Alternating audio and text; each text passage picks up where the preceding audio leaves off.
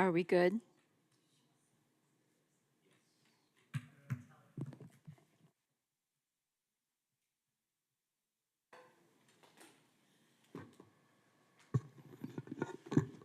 All right, let's get started. All right, good evening, everybody. This meeting is called to order. Welcome to the Boynton Beach Community Redevelopment Agency Board Meeting. Today is Thursday, November 21st, 2024. The time is now 6:01 p.m. Let's all stand for the invocation and pledge of allegiance. Board Member Hay, if you could do us the honor of the invocation, and Board Member Turkin, if you could do us the honor of the pledge of allegiance. Yes, no problem. Can everyone hear me? Yes, go ahead. Okay, let us pray. Father, we thank you once again for another day's journey. We thank you for the opportunity to come together to make the decision that will affect our city and our citizens. We ask you, Lord, to bless each member of this CRA board. Bless them, put your loving arms around them and around their families. Help us, Lord, to give you all the thanks on this Thanksgiving uh, time that we are together. And we pray that you will get all the honor and we get all the praise. And we give it all to you right now. In Jesus' name we pray. Let every heart say amen. Pledge allegiance to the flag of the United States of America and to the republic for which stands one nation under God, indivisible, with liberty and justice for all. All right, thank you, everybody. Before we proceed, I just want to remind everyone of our rules of civility and decorum. Speakers must first be addressed by the chair and not interrupt any other speakers. Public comments must be addressed to the board as a whole and not to any particular individual on the dais or in the audience. Personal attacks, insults, disruptive behaviors are all strictly prohibited. Should you violate these rules, you may be asked to leave these chambers. Let me turn now to our Deputy City Clerk. If you could please begin the roll call. Chair Penserga? Here. Vice Chair Kelly? Here. Board Member Cruz? Here. Board Member Hay? Here. Board Member Turkin? Present. Chair, you have a quorum. Thank you so much, Tammy. All right, we're going to move on to agenda approval, additions, deletions, corrections to the agenda. I have one request from staff. If we could take a look at 14D. If we could move 14D to after 14G. Again, this is 14D to be moved after 14G. And that's it for me. Anything from you, Board Member Turkin? All right, Vice Chair, any request? No, thank you, Chair. And Board Member Cruz. Chair, I just wanted to ask, usually we pick like one project we want to hear from and not necessarily all of them. Yes. Do we want to pick that right now? Thank you for reminding me. Let's do that. Do we have any particular request under the projects in progress, section 16 of the agenda? Do any of my colleagues want to hear anything in particular from section 16? No. Hearing no request? Board Member Hay, did you have a request? No, I do not. All right, thank you. All right. All right, thank you. With that, may I have a motion to approve the agenda as amended? So moved. We have a Second. motion from Board Member Cruz and a second from Vice Chair Kelly. All those in favor of approving the agenda as amended, say aye. Aye. Aye. Anyone opposed? Motion passes unanimously. The agenda is therefore amended. Board Member Hay, just want to inform you that we are able to hear some background noise, so you may want to mute the mic in between speaking. All right, thank you. We're going to turn now to legal. Good evening, Council. If you could give us an update on this item regarding procedures on special and emergency CRA board meetings. Thank you. Good evening, Board Chair and Board members. Catherine Rossmell with Lewis, Longman, and Walker. As you all are aware, you recently had to cancel a meeting in the light of an oncoming hurricane, and so that spurred us to investigate whether or not you have in place procedures that allow you to reschedule meetings or to call special meetings or emergency meetings if the need arises. There is no policy for that in place that's specific to the CRA.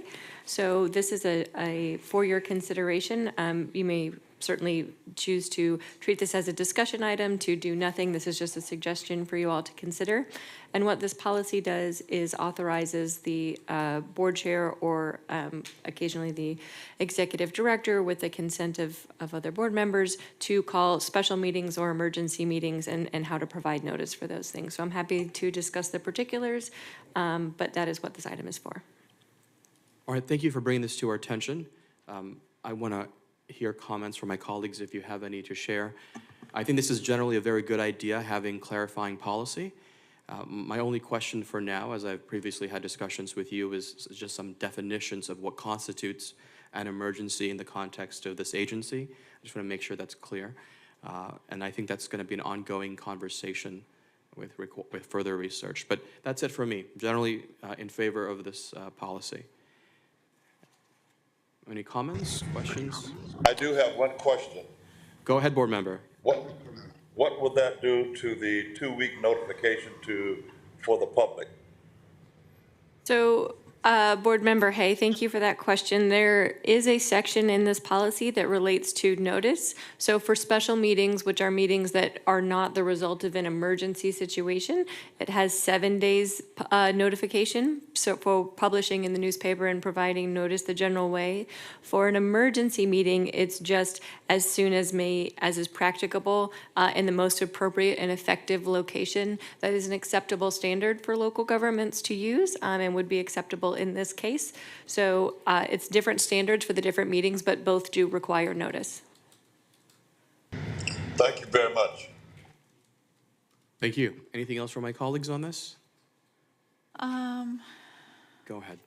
Are we So right now, there's nothing to approve. This is a draft. It's for a discussion. And any input that we can give council that will allow council to bring back something more substantial and more detailed. Okay, I would say for me, as we had some discussions about this during the agenda review, I want to make sure that, if we do this, it's only for extreme emergencies, like hurricanes and that sort of thing, and we'll get that.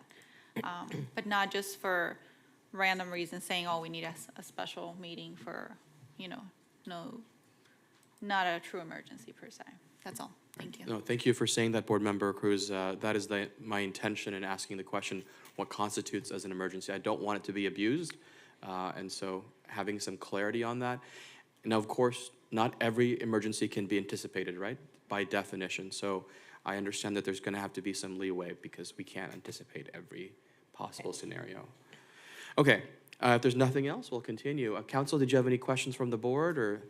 No, I think I understand my direction to be to clarify what constitutes an emergency for this purpose, and then bring this back to you next month. All right. Perfect. I Thank you. appreciate that. Thank you. The next portion of the agenda is Section 7, Informational Items and Disclosures by Board Members and the CRA staff. Let's begin on my right this time. Board Member Cruz, if you have any informational items and disclosures. Yes, I received communication from Bonnie Mescal with regard to item 14B. And I have met with staff as well as the applicant in the past with regard to item 14B. That is all I have. Thank you. All right, thank you. Vice Chair. Thank you, Chair. I have also, in the past, had conversations with representation and representatives from 14B with regard to that TRFA request. Thank you. Yeah. As for myself, I have the same disclosures on item 14B. I spoke to Ms. Bonnie Miskel on that item. And now let's turn to Board Member Hay, if you have any informational items or disclosures. No, I haven't had any other than the staff, so that's my only communication. All right, thank you. Board Member Turkin? I did speak with Bonnie Miskel and the applicant for 14B. All right, thank you. Now we're going to move on to Section 8. These items under Section 8 are informational only. Are there any specific requests that my colleagues would like to make if you'd like to hear it? Otherwise, they're just attached and provided. All right, hearing no request, we'll just proceed. All right, so the next portion is Section 9, Announcements and Awards. And the very first item here is the 2024 International Economic Development Announcement for the Bronze Award for Economic Development Organization of the Year. Bonnie, thank you for coming. Tell us about the award. Good evening, Board. Bonnie Nicklin, Grants and Project Manager. Yes, we're proud to announce that we've been awarded the Bronze Award here for Economic Development Agency of the Year by the International Economic Development Organization. Economic Development Council. We were acknowledged and honored at the IEDC's 2024 Annual Conference in Denver, Colorado. Every year, IEDC looks for specific organizations or government entities that have played a major role in economic development. This year, there are over 500 entries across 26 unique program categories, and the BBCRA was selected for this honor because of our innovative and comprehensive approach to fostering local economic development and community engagement. Some of our key initiatives this past year that contributed to the award was the launch of the Coastal Cruiser Rideshare Program. Our continuing small business grant program has always been a huge success.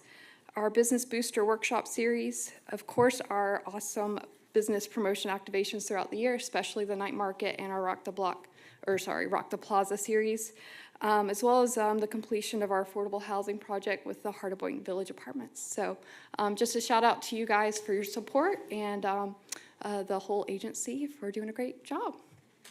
Thank you. And really, yes, we provide guidance and direction, but ultimately it's all of our staff that's doing the hard work. So this award is really about you guys. We would not be able to carry out all the good things we're doing without each and every one of you. So thank you. And from a personal experience with all of the restaurants that have been opening and all the ribbon cuttings we've been going to, this is a really good time. Boynton is on an upward rise, and I so appreciate each and every one of you for what you do. And to all my colleagues who keep the ship going, thank you. Perfect. Thanks, Thank you. guys.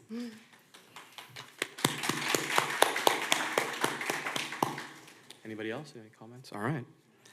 The next item here is the Rock the Block announcement. And Mercedes, I assume you're going to do the next item as well? Yes. The Santa, okay, all I right. The will. 2024 Snapshots with Santa announcement. Go ahead. Good evening, Board. Mercedes Coppin, Business Development and Promotions Manager. We are very excited to bring Rock the Block back to downtown Boynton Beach on December 7th from 4 to 9 p.m. This event will actually run concurrently with the City of Boynton Beach Holiday Parade. And it's going to be a great spotlight for our downtown businesses as well as other businesses throughout the CRA area and throughout Boynton Beach.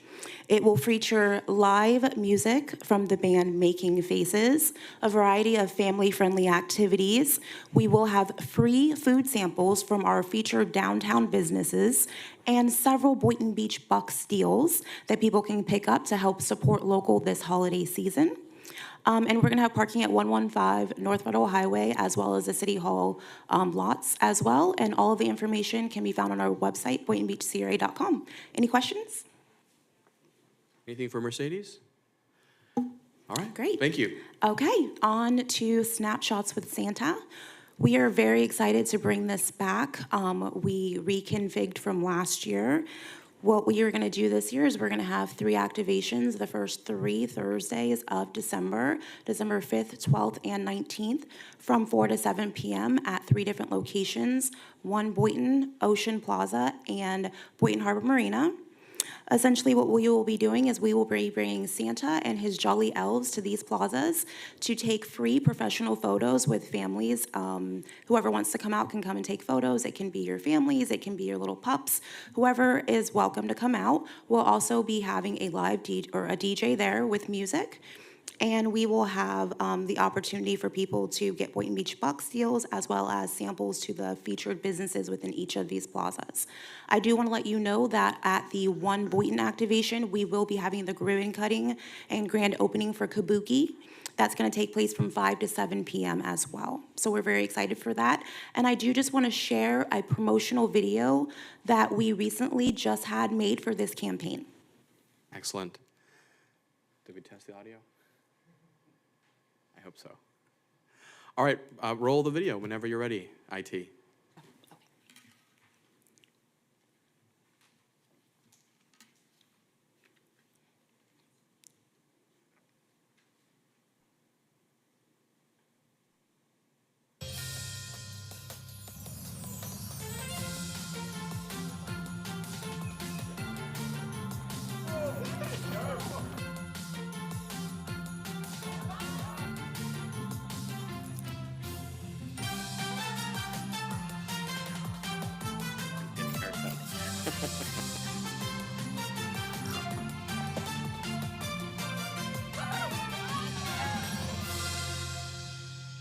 Awesome.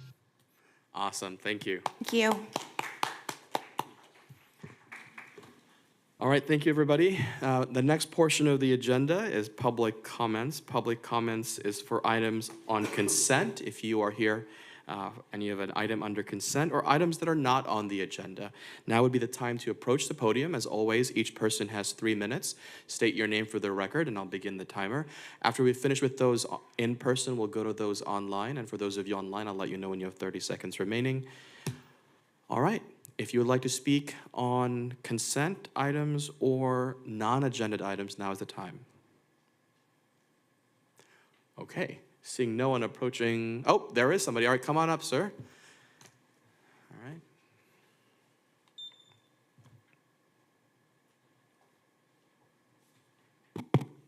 Hi, good evening. My name is Francisco Rojo. I'm with Landmark Companies. Our office is at 3050 Biscayne Boulevard in Miami, Florida.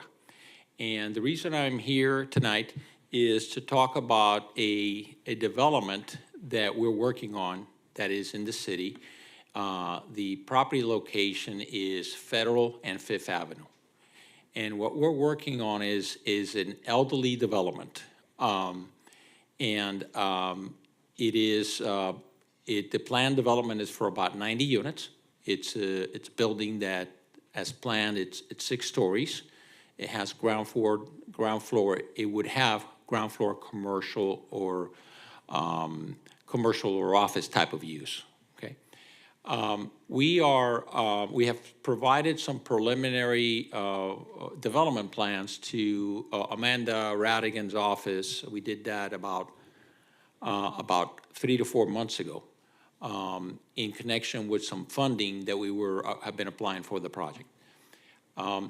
This development is going to take a little bit of time to get done. It's, given that it's for elderly and it's a high-density project, and the elderly have fixed incomes, it's a development that really will need assistance from various bodies.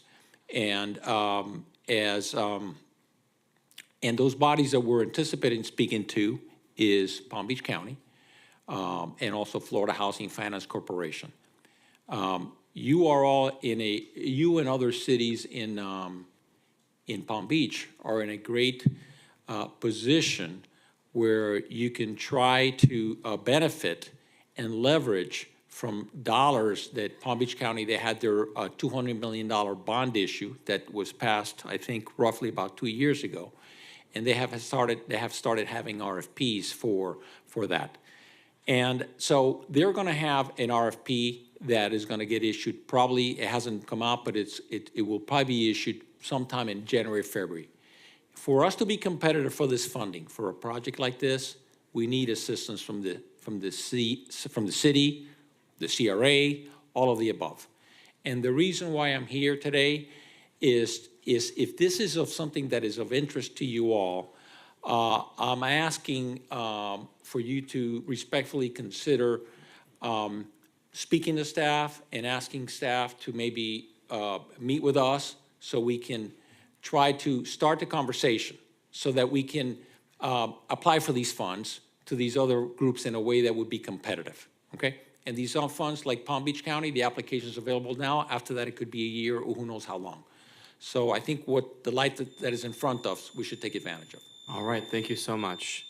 All right, is there anyone else that would like to speak under public comments? All right, I see one more gentleman coming up to the podium. State your name for the record and begin when you're ready. Hello, I'm Eric. Most of you probably do not know me. I'm gonna use this one.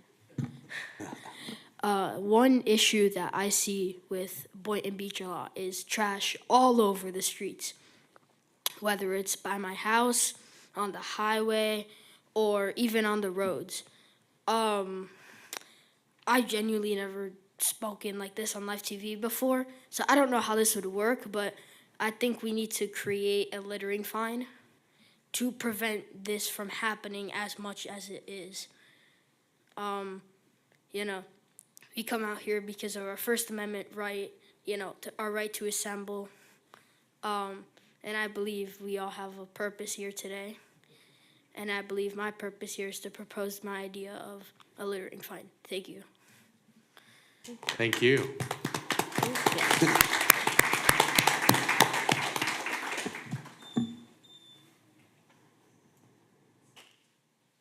He deserves a high five. Is there anyone else? Let's take a look online if there's anyone else online. And They're all on There- agenda items. yes, they all have a number. So those are agenda items. All right, so last call for public comments. Good evening, Board. My name is Jude Valent. I'm the owner, CEO of a pizza place called Potiwa Pizza. I will be in one of the units in the Boynton Heart Project. So I'm here because I have a couple of questions regarding the project that they've been working on for over a year now. We have a lot of people who are waiting for us. I'm unable to start construction due some problems with the managers that doing the construction. I have a couple of questions. I have 4 questions actually. The first question is, what is the city doing to hold RS Construction accountable for the performing the duties with the Boynton Beach? The second question, what was the vetting process for the constructors? The third question, how does the city plan to move the Heart of Boynton Beach project? The fourth question is there any financial consideration for the tenants that left in limbo and lost financing because of the delays? Those are the 4 questions that I have. Thank you. Thank you. All right, seeing no one else, with that, public comments is now closed. We're moving on to the next portion, which is consent agenda. Board Member Turkin, did you want to make Chair, a comment? thank you. Yeah. I would like to propose to see if there's consensus from my colleagues to hear more information about that senior housing. That's a problem, so I'd like to see if staff could get with them to do a more formal presentation. Absolutely. All right, sounds good. All right, we're going to keep moving forward. Consent agenda. It is a long list under consent. If there is anything that my colleagues would like to pull for discussion, please let me know now, or take a moment first to review the list one more time. Any requests? If not, I'll entertain a motion to approve the entirety of consent agenda. So, second. We have a motion from Board Member Turkin, and we have a second from Vice Chair Kelly. All those in favor of the motion to approve the entirety of consent agenda, say aye. Aye. Aye. Aye. Anyone opposed? Motion passes unanimously. Thank you. And congratulations to all the business owners that are here this evening. I just want to open the floor if there's no objections from my colleagues. If you are a business owner and you came here because of the consent agenda, you are welcome to introduce yourselves. I think that would be greatly appreciated. If you want to, it's not required, but yeah. Yeah, you want to just introduce yourselves? Oh, come up to the podium, sir. Yeah. It's not that easy, sorry. All right, so state your name for the record. I'm going to give everybody the same amount of time. 3 My minutes. name is Seth Saluski. I'm the chief pilot of Helijet Solutions out of Boca Raton. I run a video production company called Spectrum Innovations. We opened a production studio off of Industrial Avenue at the end there, and I appreciate the, I guess, what you'd call a grant. Thank you. Very It good. helps Thank because you. construction was a lot. Appreciate it. Thank you. Welcome to Boynton Beach, and thank you for choosing us. All right, anything else? All right, we're going to proceed with the next portion of the agenda. The next section here is section 13, CRA Advisory Board. I'm going to turn to our Assistant Executive Director, Mr. Tim Tack, if you have any updates on that front. Absolutely. The CRA board, or CRA Advisory Board, thank you, they met last November 7th. They have completed their task of reviewing the CRA plan. They have looked at each one of the districts as well as the plan in general. They will be meeting again in December to discuss how to formalize that report and then coming before you to give that report to you on January. Any questions for Mr. Tack? Board Member Hay, any questions for him? Otherwise, we'll continue. All right, we will continue. Now moving on to section 14, old business. 14A, discussion and consideration of the preliminary designs for the MLK Entry Feature Park on the CRA-owned property located at 1101 North Federal Highway. Bonnie, give us the update. Good evening, Board. Bonnie Nicklin, Grants and Project Manager. This one's a really fun item to introduce. Just a brief history, the CRA acquired this property. It was transferred to us by the city. Because of the lot size and, setbacks and all that stuff, we think it's a perfect site for Entry Feature Park, especially now to complement and feature the mural that was painted on the wall through the city's Unity project. So we're here tonight, after your direction back at the March board meeting, to go out and find a consultant to work on some conceptuals with us. In August, we went to contract with AW Architects, and they've been a fun group to work with as we've started this process.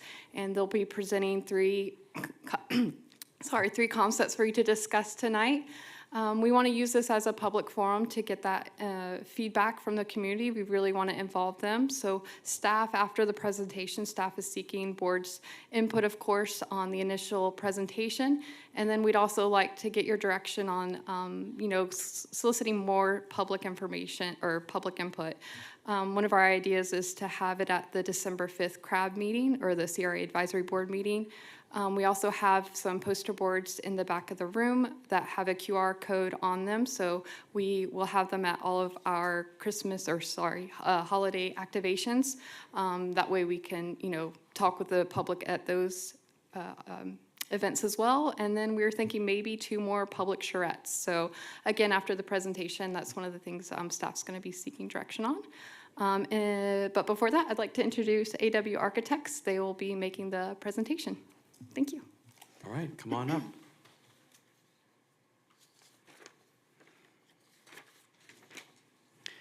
I believe it is Dwayne Burrows, is that right? That's correct. Dwayne Burrows, everyone, AW Architects, and Paola Morales. Paola. All right, good evening. Thank you for coming. Thank you. Thank you. Thank you for having us. Good evening, everyone. First, we'd like to introduce to you the MLK Entry Feature, which we AW Architects partnered with Bonnie, as you heard on. And let's go ahead and start.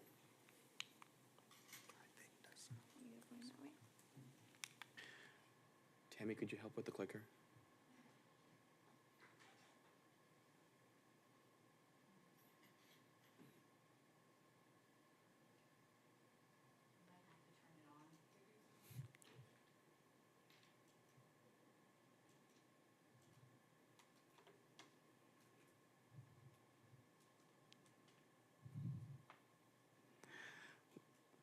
I think somebody should just push the button. Just say next, and yeah, just do it the old-fashioned way. There we go. All right, good. All right. So this right here is the property and its existing conditions. You can see the mural there that Bonnie was just referring to. That is an aerial view of the property. We're on the corner of North Federal Highway and Northeastern Avenue. And you can see we have the train tracks right behind us. Dwayne is going to present version 1. So the first version is titled I Dream, MLK Entry Feature. And basically this is about unifying the three corners of the property, and creating an endless and seamless transition for pedestrians to move through and not only enjoy the mural, but also enjoy the landscape that we will propose. So we will move on to the next slide. And as you see here is a bird's eye view of the first version of it. And this version is titled I Dream. As you can see in the middle center of the property, there is a definitive figure of an eye, which pretty much brings together the two corners of the property. And it is centered so that pedestrians, as they walk through, will have a clear view of the mural. Also, landscaping to allow for seating, minimal seating, as we do not want to encourage any loitering in the area. So the little dots that you see on there are small little seats or so on, stone seating, to help minimize that loitering issue. This is just a site plan of the area, as you can see. Another view looking back to the train tracks. And then looking from the train tracks over to the other corner. And a night view of the park.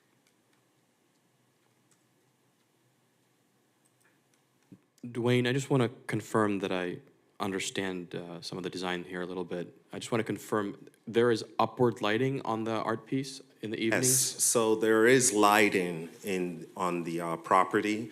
We want to minimize any ground lighting, as those usually get kicked over and destroyed and so on. So what we're proposing is if we partner with FP&L, that they provide some kind of lighting in there, and we would have spotlighting attached to those, which would light the mural. Excellent. All right, great, thank you. Okay, so version number 2 would be the Arc of Justice, and this is based on a quote by Martin Luther King, which says, "The arc of the moral universe is long, but it bends towards justice." So 3 things to point out in this design is the fact that everything pretty much revolves around the mural. It pretty much, the paths bring your attention right into the mural as a congregation space, as a stage if you wanted it to be. And when it comes to the arc that we're referring to, you can see it right there on a gray tone, with at the center of it, there would be a metal plate showing Martin Luther King with his story. And you can't really read it on this one, but there will be a better view of it. The arc on the ground actually says the quote, "The arc of moral justice is long, but it bends towards justice." So it is actually bending towards the mural, stating that the work of Martin Luther King is what really would become justice. Another thing to note in here is the fact of the pavers. You can see a gradient on the pavers, and that is because Martin Luther King's fight was against segregation. It kind of portrays that idea that when you approach the mural, it's the beginning of his work, the beginning of his story, where there's a lot of segregation. As you start approaching and getting into the entry feature further, you see the tiles, the pavers, start changing colors. You start getting different, a mixture of different colors in between the pavers, until you reach the center where it's pretty much just saturated.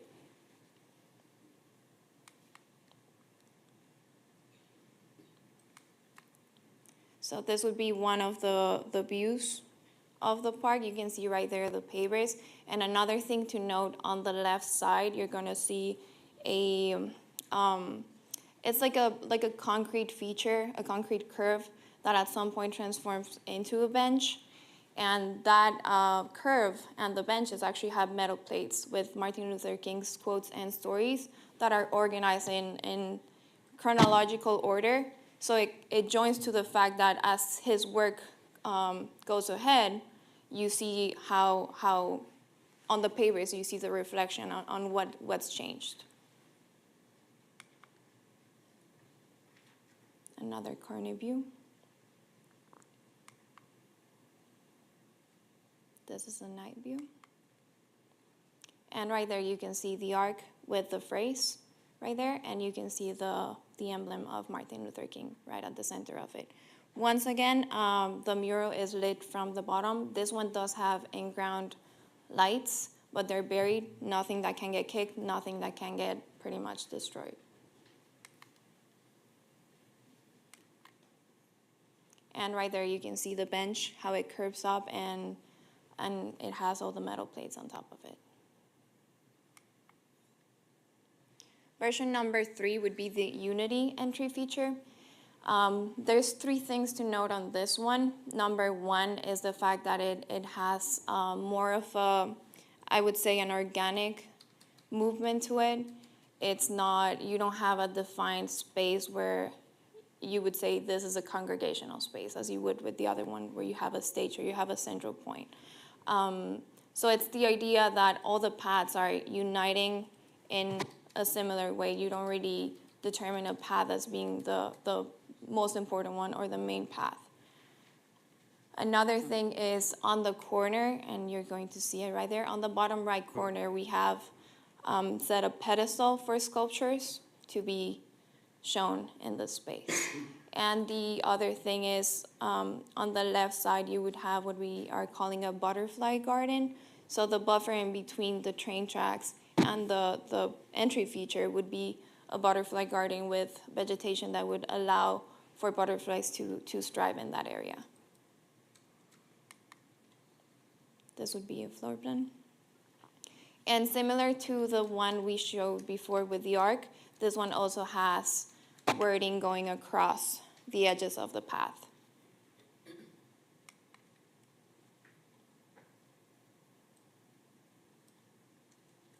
Can I ask you, what is that right in front of the mural? What is that supposed to be? Yeah, the rocks. Is it just rocks, or is it a pavement? It's a gravel feature to avoid people from approaching the mural, getting too close to it. So it's a different approach.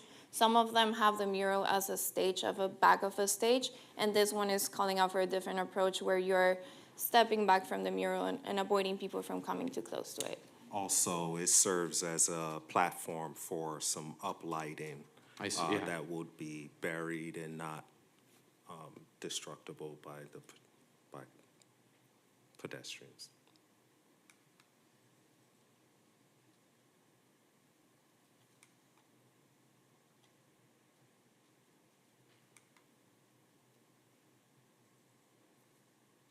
And this one is showing a welcoming sign to show you, basically who this is for, Martin Luther King.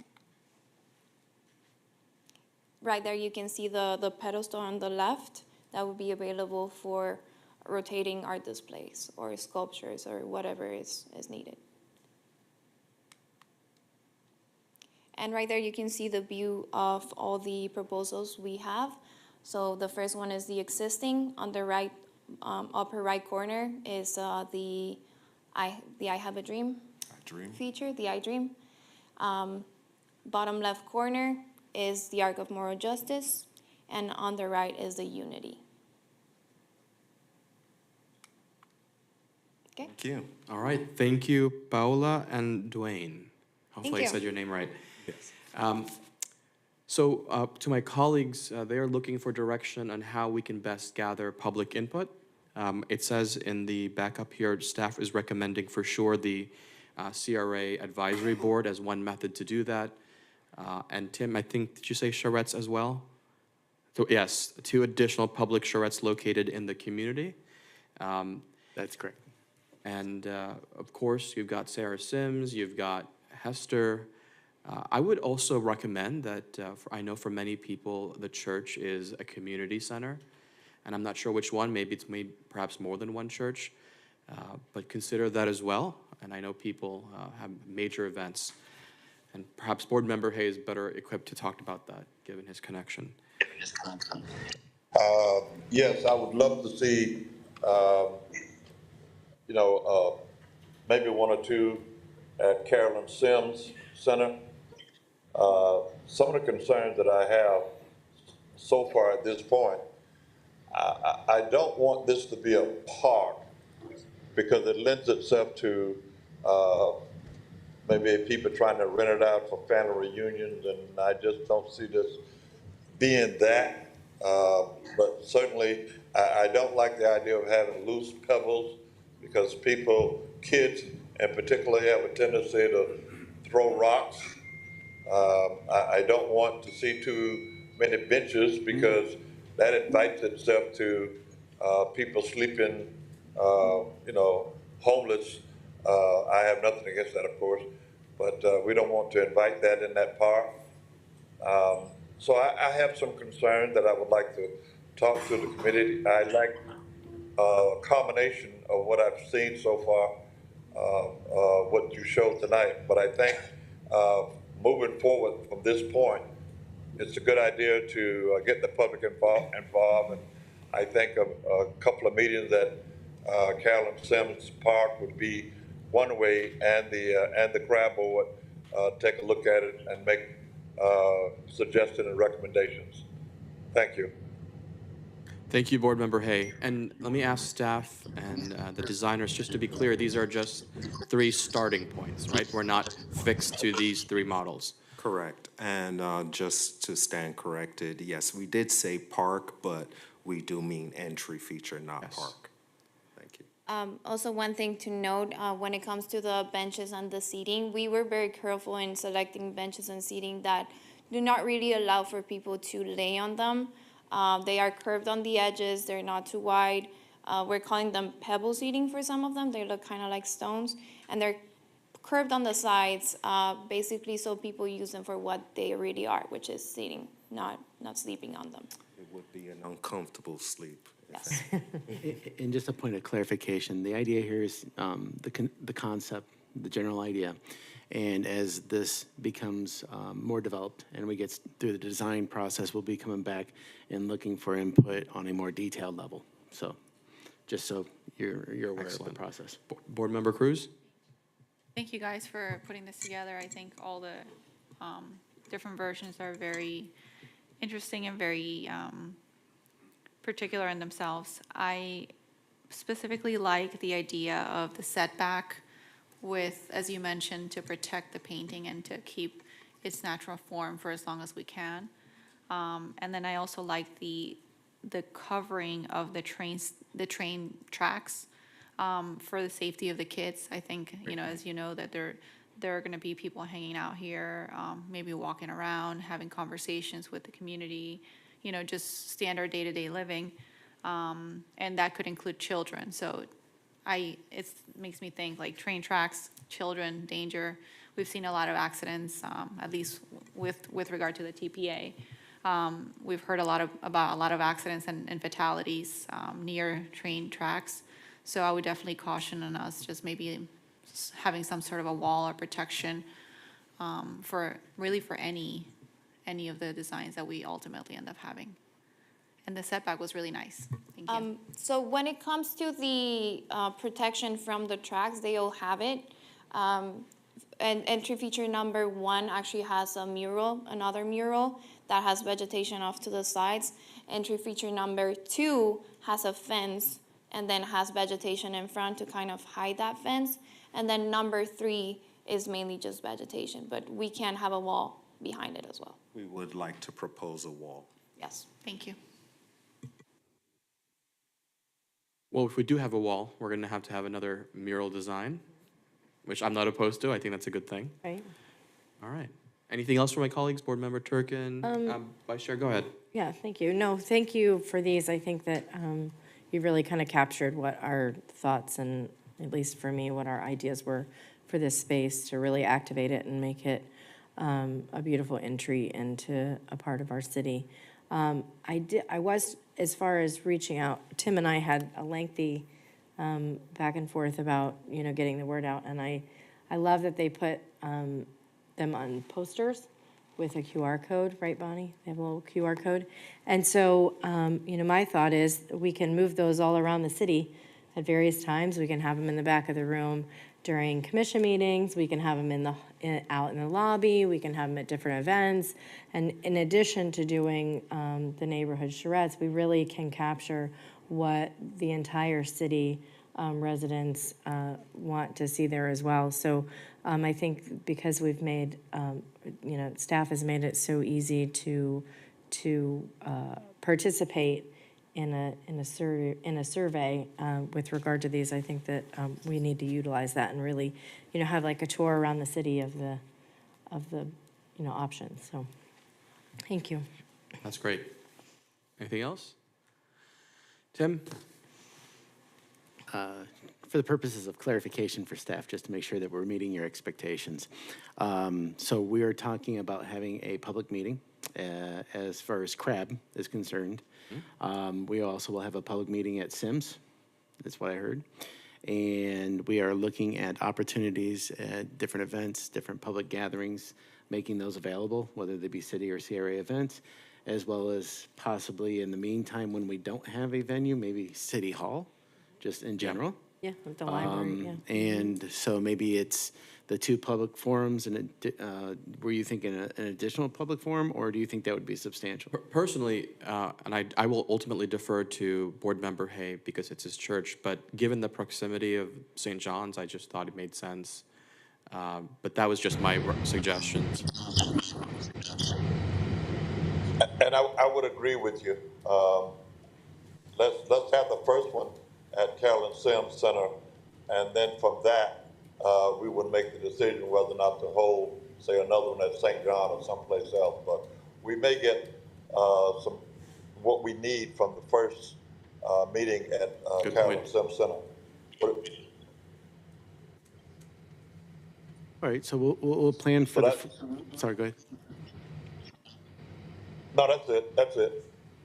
All right, so we'll plan for Sims first, and then we'll offer a public input as to another location or in time, and as well as CRAB, and then as many different places as we can get exposure at gatherings. So. Correct. Okay. All right. And as far as a duration of time for our schedule, I don't know if we perceived the right time frame, but I would assume this is more than. We're talking probably into January before we have a final tally. So maybe at the next February meeting, give or take, we would be able to come back with what the results of that were for you. All right. Okay. That's fine. All right. Thank you so much, both of you. Thank you. Thank you again. And I am just personally waiting for Bonnie to pull a Vanna White moment. You know what I'm talking about? All right, let's keep going. The next item is 14B, continued discussion and consideration of tax increment revenue funding agreement from Boynton Beach North LLC for the villages located at 405 East Ocean Avenue. This evening, we have their representative, Ms. Miskell, if you'd like to come up to the podium, or Mr. Mato.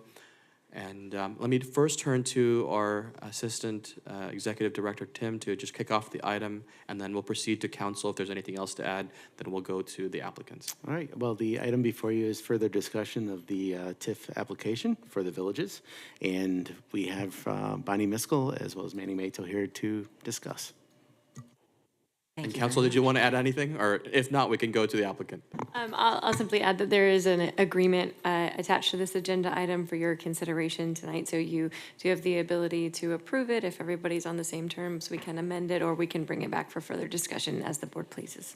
Okay, let's leave the terms on the screen so to ease conversation, and go ahead. Thank you very much, Mr. Chairman, members of the board, Bonnie Miskell and Manny Mato here on behalf of this item. We'd like to thank staff for taking the time to work with us and meet with us so that we could bring this back to you this evening. So a very quick refresher of the project. This is the villages. It's on the, I always get my directionals wrong, northeast corner of Ocean and 3rd. And this is a project that had previously been approved. Mr. Mato acquired the project, and has improved it since he has. But, and it is in for building permit. We're very close to getting the permit. We're very pleased to report. So this is a 337 unit, also mixed use with about 8,000 square feet of retail project on that intersection. It is a market rate project. And so the last time we were here, and I'll just very quickly summarize, there, you gave us lots of suggestions, and we very much appreciated that. We've taken it to heart, and we have tweaked the program to reflect what we had heard. Quick summary, we are proposing 120 public parking spaces. They are on the first and second floor of the building. They are before you get to the gate, which would be the residential side of the units. So all of that has been incorporated into the project.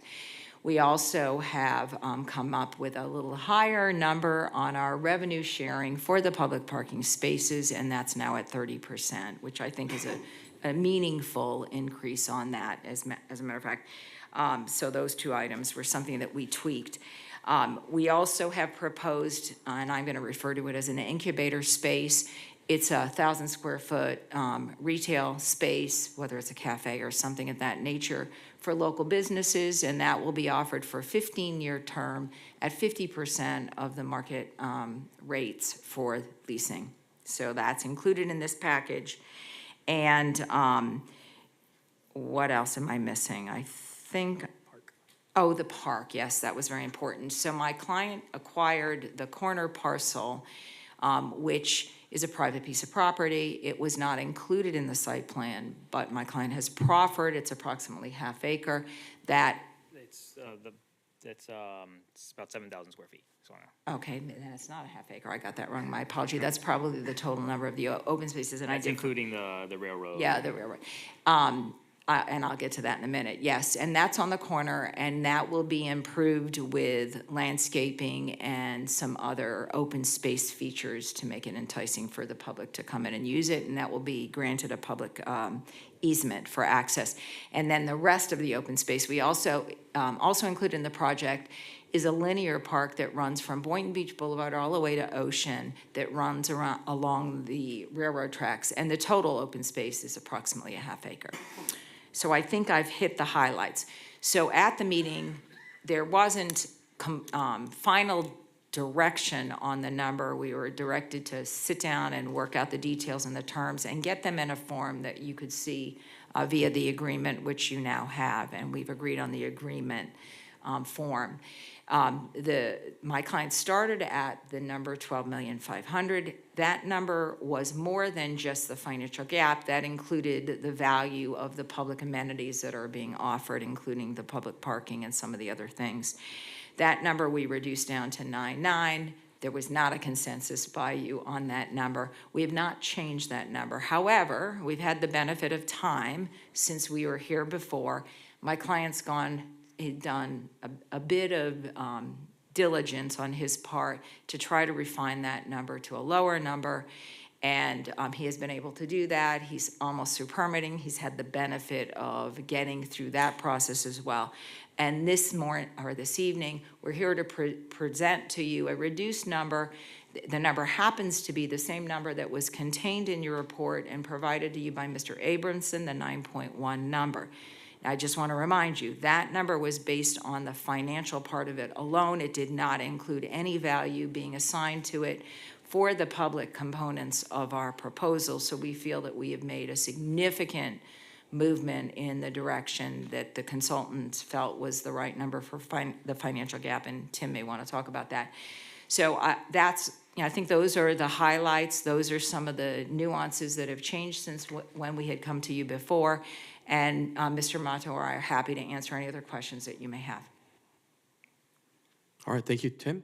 Also, within some provisions of the agreement as we have it drafted, they would have 2 years to commence construction after the effective date, as well as complete construction within 5 years after the effective date. They would be including some green building standards, as well as trying to incorporate some local hiring and locally owned businesses as well as part of the construction of the project. I just wanted to add that to it as well. All right, thank you. Let's hear from my colleagues if you have any questions or comments. But let me begin by saying that I am pleased to see that you have come down to the analysis number. So we've contracted out an independent third party to conduct a financial gap analysis with their recommendation of 9.1. And I'm glad to hear from 12 to 9.1 is a huge jump. So that's a very good starting point. And I know our council and staff have been negotiating with all of you very diligently, so thank you for your hard work. Let me turn to my colleagues if you have any comments or questions to ask either the applicant or staff. Just for clarification, for the commencement of construction, you're already in for permitting now, right? Yeah, I mean, we're not just in for permitting, we are You actually. guys already demoed that one portion. So, well, we just finished demoing today, basically, and we are actually, so these buildings, they are built on, basically to harden the ground, you have to do something called vibro compaction. It's basically the soils improvement, getting ready to start. And basically, subject to getting the approvals today, we're releasing the subcontractor because we've already been working with the bank. We actually met with our investors yesterday. So we are right there. Our plan is to release the subcontractor to start either late December or, obviously there's Christmas. It may end up moving into January. But early December, January, we're starting the soils improvement. That's a 6-week process. And then from there, vertical construction starts. So, I mean, we're right there. We're very, very close. Thanks for that clarification. Right, anyone else? Questions, comments?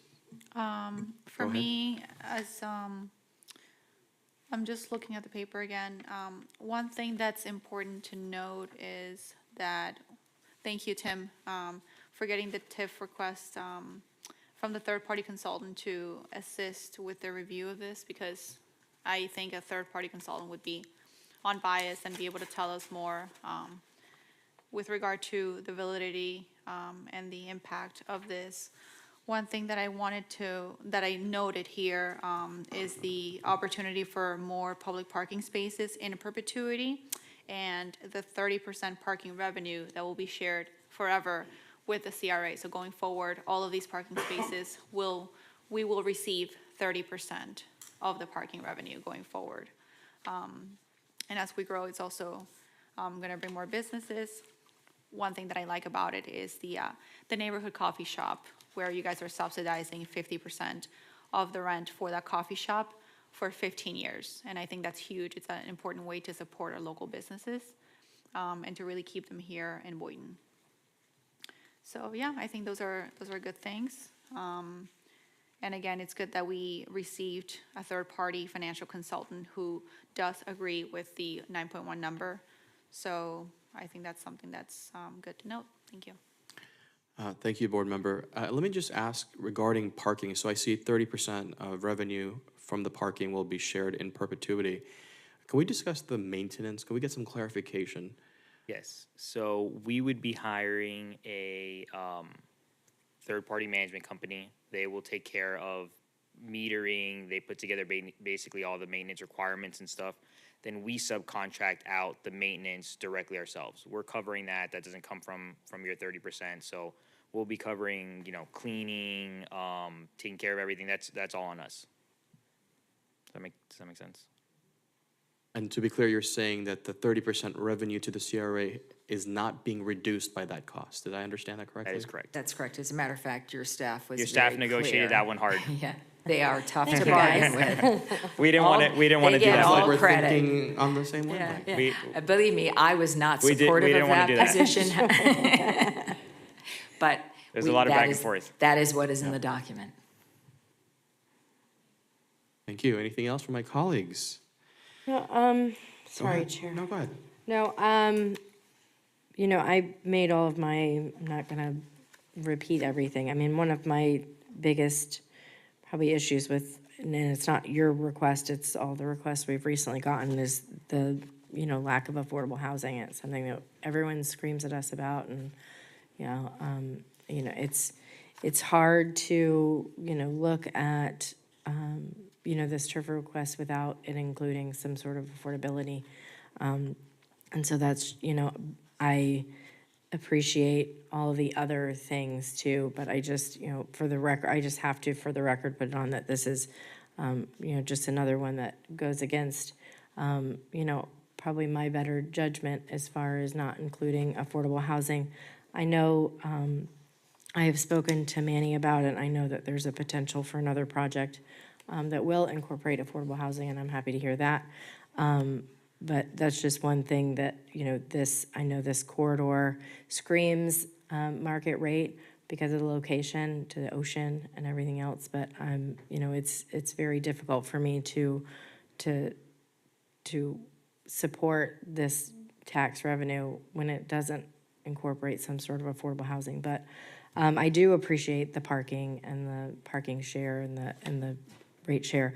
Manny, what is your plan as far as the local coffee shop? Because what I want to make sure is kind of want to know your process. What's your plan for getting a truly local coffee shop as opposed to the ones that are turning into more of a chain but started out as local?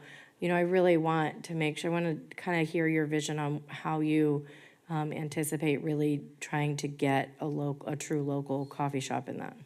So my hope with Or that. a retail something. So I think there's a few things. There's one, in terms of them making money, we have it designed where it faces Boynton Beach Boulevard, so it's truly public, but it also has an interconnection to what we have in our building, which we call it like the WeWork space. So there's a lot of actual our own building traffic, which helps support it. And then, you know, our intent, I think it benefits us to have a local thing. I think it's cool. I think it gives the building a little more, you know, than just a chain.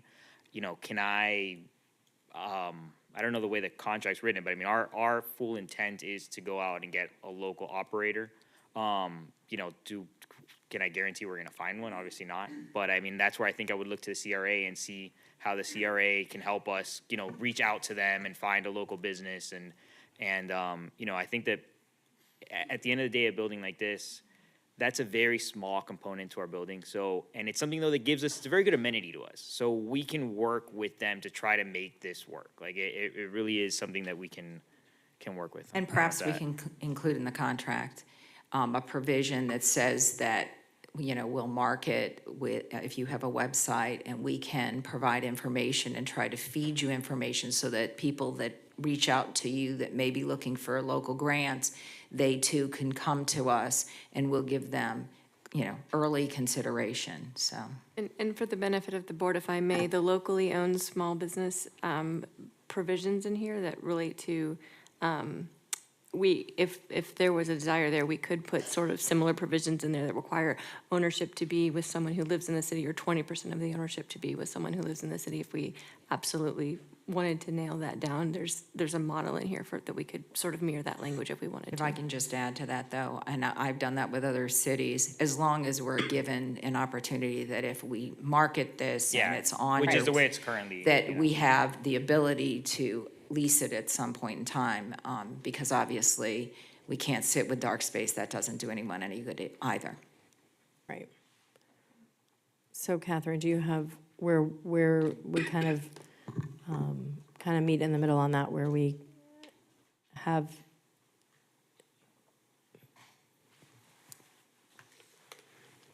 so if they are willing, they are already required to make good faith efforts to locate and lease to a coffee shop, and then they can seek alternative tenants. So we could just put a little more, if they're amenable to it, saying that that they will use the CRA to market this to available, and we can fluff that language up to that effect so that it's clear that they're going to work with us, we're going to help them advertise for that, to fill this particular use, if that is what the board desires and they're amenable to that. That would be fine. okay. I mean, that's fine with me. That's just, I would just want to. That was a great question, Board Member Kelly. And I would support, you know, adding something on, you know, specific to maybe some percentage of residency for the business owner, just to make sure it's like a local person. I think that might be a good way to really put some teeth on that local. And so I would definitely support that. I don't know if that's something that we can, you know, add for the future if there's Chair, if I may consensus. next. Yes, let her finish. That's it. Were you finished? Yep. Oh, okay. All right, go ahead, board member. I'm okay with that, but I think, to be fair, if there's not someone that wants to open up a coffee shop, Yeah, we shouldn't have a empty commercial space. That's kind of counterintuitive to what we're trying to do in the downtown here. So I think maybe capping the time limit. So if there's a preference for a local business owner or local residency, that we can then cap that after 3 or 4 months of trying. Because the last thing I want to do is hold anybody up to a residency for a commercial space that's just empty, right? Last thing that this city needs is any more empty commercial space. So that's my only hesitation with moving forward with that. Thank you. I actually think I may have some language that I can suggest to you, because I know I've done this before. And it was a reasonable period of time when we had to go back and give the CRA an opportunity to do a blast, something to that effect. But we'll come back with something that I think will meet the intent of this discussion. Thank you. Yeah, I think we're all on the same page. I mean. Perfect. Thank you, Chair. All right, thank you. Board Member Hay, I just want to make sure you had an opportunity to ask questions or if you have anything for the applicant or staff. No, I don't have any question now. I'll ask some questions later, but, my big thing is, affordable housing, that's already been stated. I just feel we could have worked something out, because I hate for people who define affordable housing as for just the poor, and that's not true at all. So I don't have any more to discuss right now, but I may have something to say a little bit later on. Thank you. Thank you, Board Member Hay. Ms. Miskell, did I understand you correctly that your intent is to come back to the board with the language? Was that your intent? It wasn't our intent. Oh, I mean, I heard you say come back with, wasn't sure. no, I just meant, generally speaking, Okay. I can come back to Catherine and provide her with some language that I think meets the Okay. intent of what Yeah, you're we're directing. very flexible on that language. I mean, like I said, we're all on the same page. It's just, as I mentioned, we are very far along, so for me to button this up is extremely important. All right, so yes, we do have consensus. So Catherine, could you make a recommendation on properly wording the motion with the amendments of changing the pledge project increment revenue to the new number, as well as the language that you've proposed or that's been discussed? Sure, if I could just say, is 3 or 4 months comfortable advertising time? If I can get, okay. I would say so. Is that okay with you all? I'm fine with that. Okay, That's fine. so I would say motion to approve the agreement, subject to changing the financing cap to $9.1 million, requiring the developer to work with the CRA to advertise for the local coffee shop, and capping the good faith effort to seek a local coffee shop at 3 months, with efforts made to locate a tenant for that space with at least some component of local ownership, and authorizing the mayor to sign upon final legal review of those changes. So at this time, if there's no further discussion, and we will have public comment, I'll entertain a motion and a second first, and after the second, we'll turn to public comment. I would just, Tim, did you want to? one point of clarification. Sure, go In ahead. regards to the advertisement period, so how does that generally work? So we're going to have, how many days did you say? Can you recap? 3 months. Yeah, maybe we also want to add that as soon as a space is available, or if it opens up in subsequent years, that we will notify you, and from that date, you would have. So that would probably be tied to your TCO or CO or whatever that may be. Right, and once you have it open, when another tenant gives a notice of vacating. All right. I would make the motion with just a slight adjustment to make sure that the 3-month window for the local business is, we attempt to get a Boynton Beach resident within the first 3-month period. And then if we can't secure that, then we can just open it up to other businesses. Do we have consensus on that? We do. I'll go ahead and make that motion. All right, a second and a motion has been made. Let me turn now to public comment. If you would like to speak specifically in item 14B, now is the time to approach the podium. We'll begin with those in the chambers, after which we'll go to those online. 14B. Seeing no one in the chambers approaching the podium, we're going to go to those online, and I see no one for 14B. All right, with that, public comment is now closed. All right, we have a motion and a second before us. All those in favor of the motion say aye. Aye. Aye. Anyone oppose? Motion passes unanimously. Congratulations. Thank you. We're going to proceed to the next item, 14C. This is Circuit Transit, Inc.'s second quarterly report for service dated July 1st, 2024 through September 30th, 2024. And do we have Mr. Badgley here? Mr. Badgley? Board Chair, we Yes. have Ms. Lana. Ms. Lana, with us. all right. Yes. Welcome. She'll be presenting the second quarterly report in accordance with our agreement. Okay.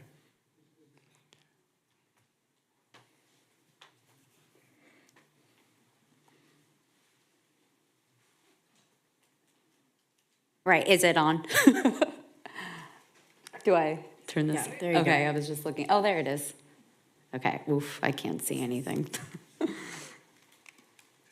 Thank you. All right, so. Yeah, perfect. Thank you so much. Awesome.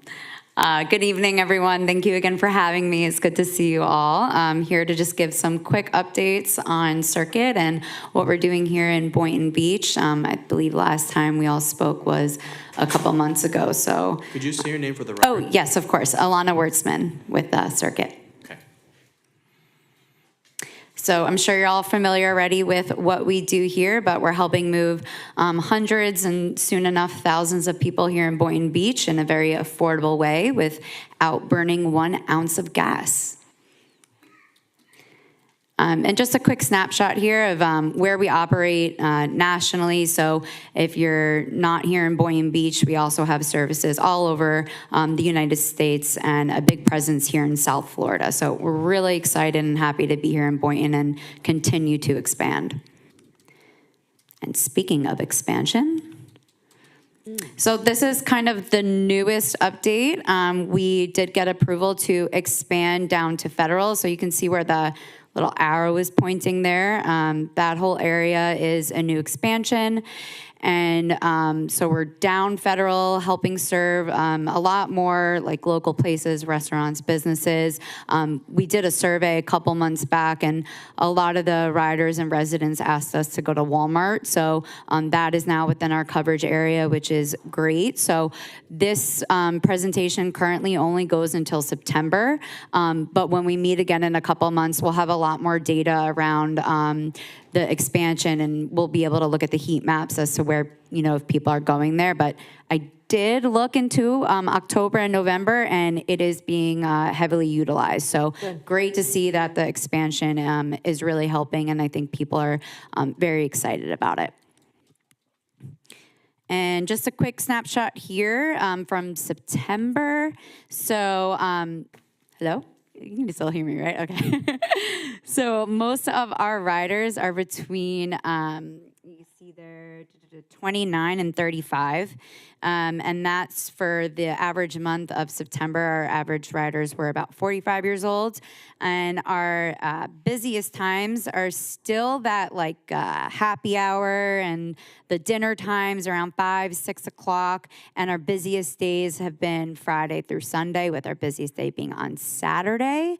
And our wait times are way below 10 minutes, which is great. We always aim for 10 minutes max. As you can see here, our average wait time in September was about 6 minutes.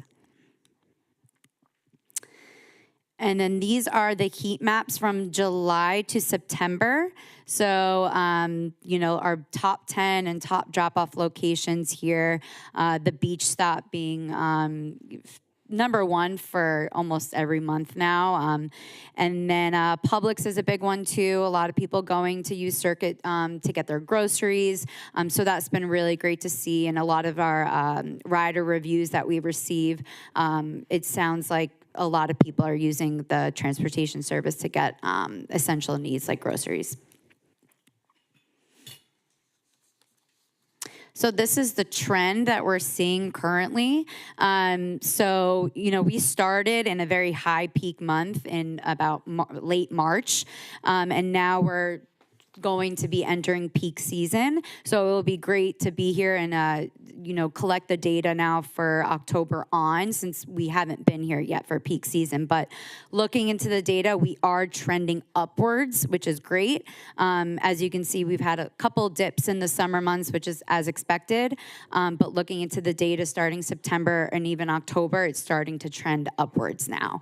So, things are looking good, and we should be reaching probably the 1,000 riders mark here coming in the peak season.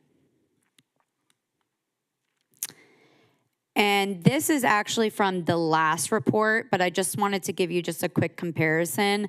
So this is quarter 1, Friday and Saturdays.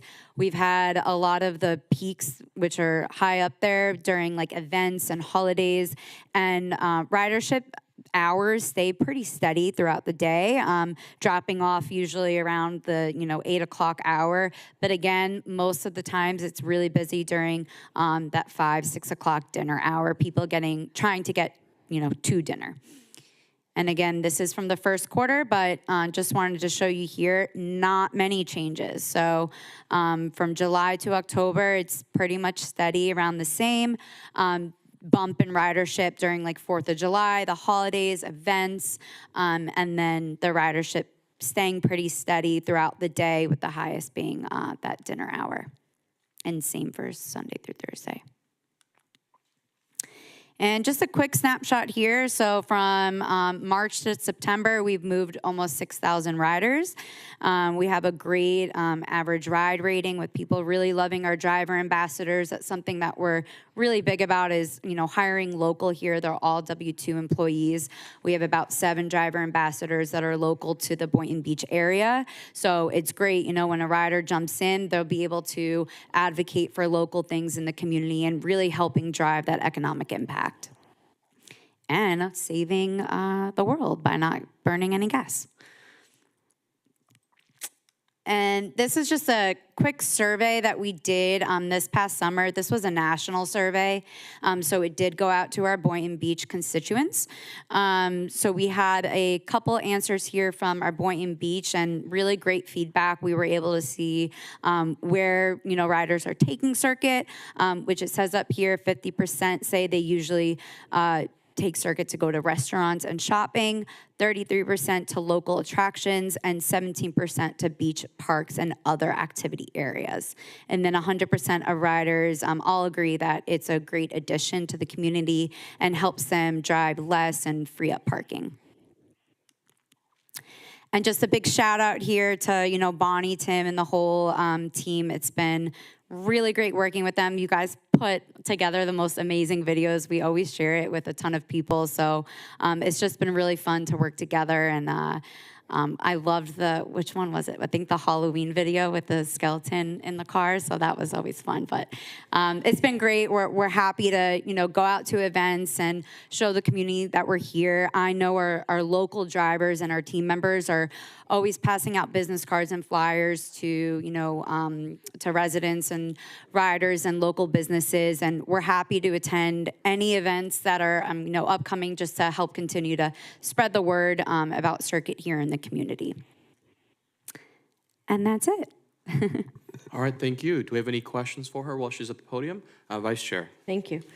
Thank you so much for this update. I did notice, and I thought this was interesting to note, and something I did want to point out, is that the second highest percentage age group of riders was 64 and up. And that's really what we, had hoped when we, started this program, is that it would give our older community the ability to really be a little bit more independent and do what they needed to do and get around town. I know I see people posting they've used it to go to the doctor's appointments and really get around town. And so I did want to point out that although we have a younger group, it was 21% that are 64 and up are at 19% of our riders. And so I thought that was really important to share, because that's really what our goal was to really just get people moving in the community. So I love that. Is there a way to know, and I'm sure there is, to capture or to understand and know how many new users we're getting? Like on a monthly basis? Or just... Right. Yeah. I mean, to know, like, in the last quarter, how many new users have come online? Are we capturing new users, or are these people that have just gotten in the habit of using this as their transportation around town? Not that I needed it now. Yeah, I'm just making but maybe note of for that. for the next one to see if we are capturing new users, or if it's new riders, or if it's primarily people who are already involved, so that we know where to put our where to put our focus as far Of as course. getting the word out, so. Definitely. I can, next presentation, I can come prepared with that and find out for you. Awesome, that would be Yeah, great. of course. Thank you so much. Thank you. Just to add an additional point, that if you look at the age groups, you'll actually see that it's starting to shift a little bit more, where it's evenly amongst the brackets, whereas prior to it was the young and it was on the two ends. So that's actually been a shift from one quarter to the next. Yeah, and it'll So- be interesting for November, December, January to see what happens then. Yeah. Anything else? All right, with that, thank you so much. Awesome. for the Thank update. you. Good. All right. Let's move on to the next portion, and I know Mr. Bilton is in the room. Good evening. If there's no objections from my colleagues, I'd like to move the item back up. We had delayed it to give you more time, but thank you for being here. The next item is 14D, the MLK Junior Boulevard Corridor Mixed-Use Project Update, doing business as Heart of Boynton Shops. All right. And as you're aware, the MLK Corridor Commercial Redevelopment and Affordable Multifamily Rental Apartment Project, which is a mouthful, they're currently leased up. So they have the residential, 124 residential units filled. And we are currently focusing on the 8,000, sorry? Oh, yeah. The screen? Yeah, if we can switch over to 14D, please.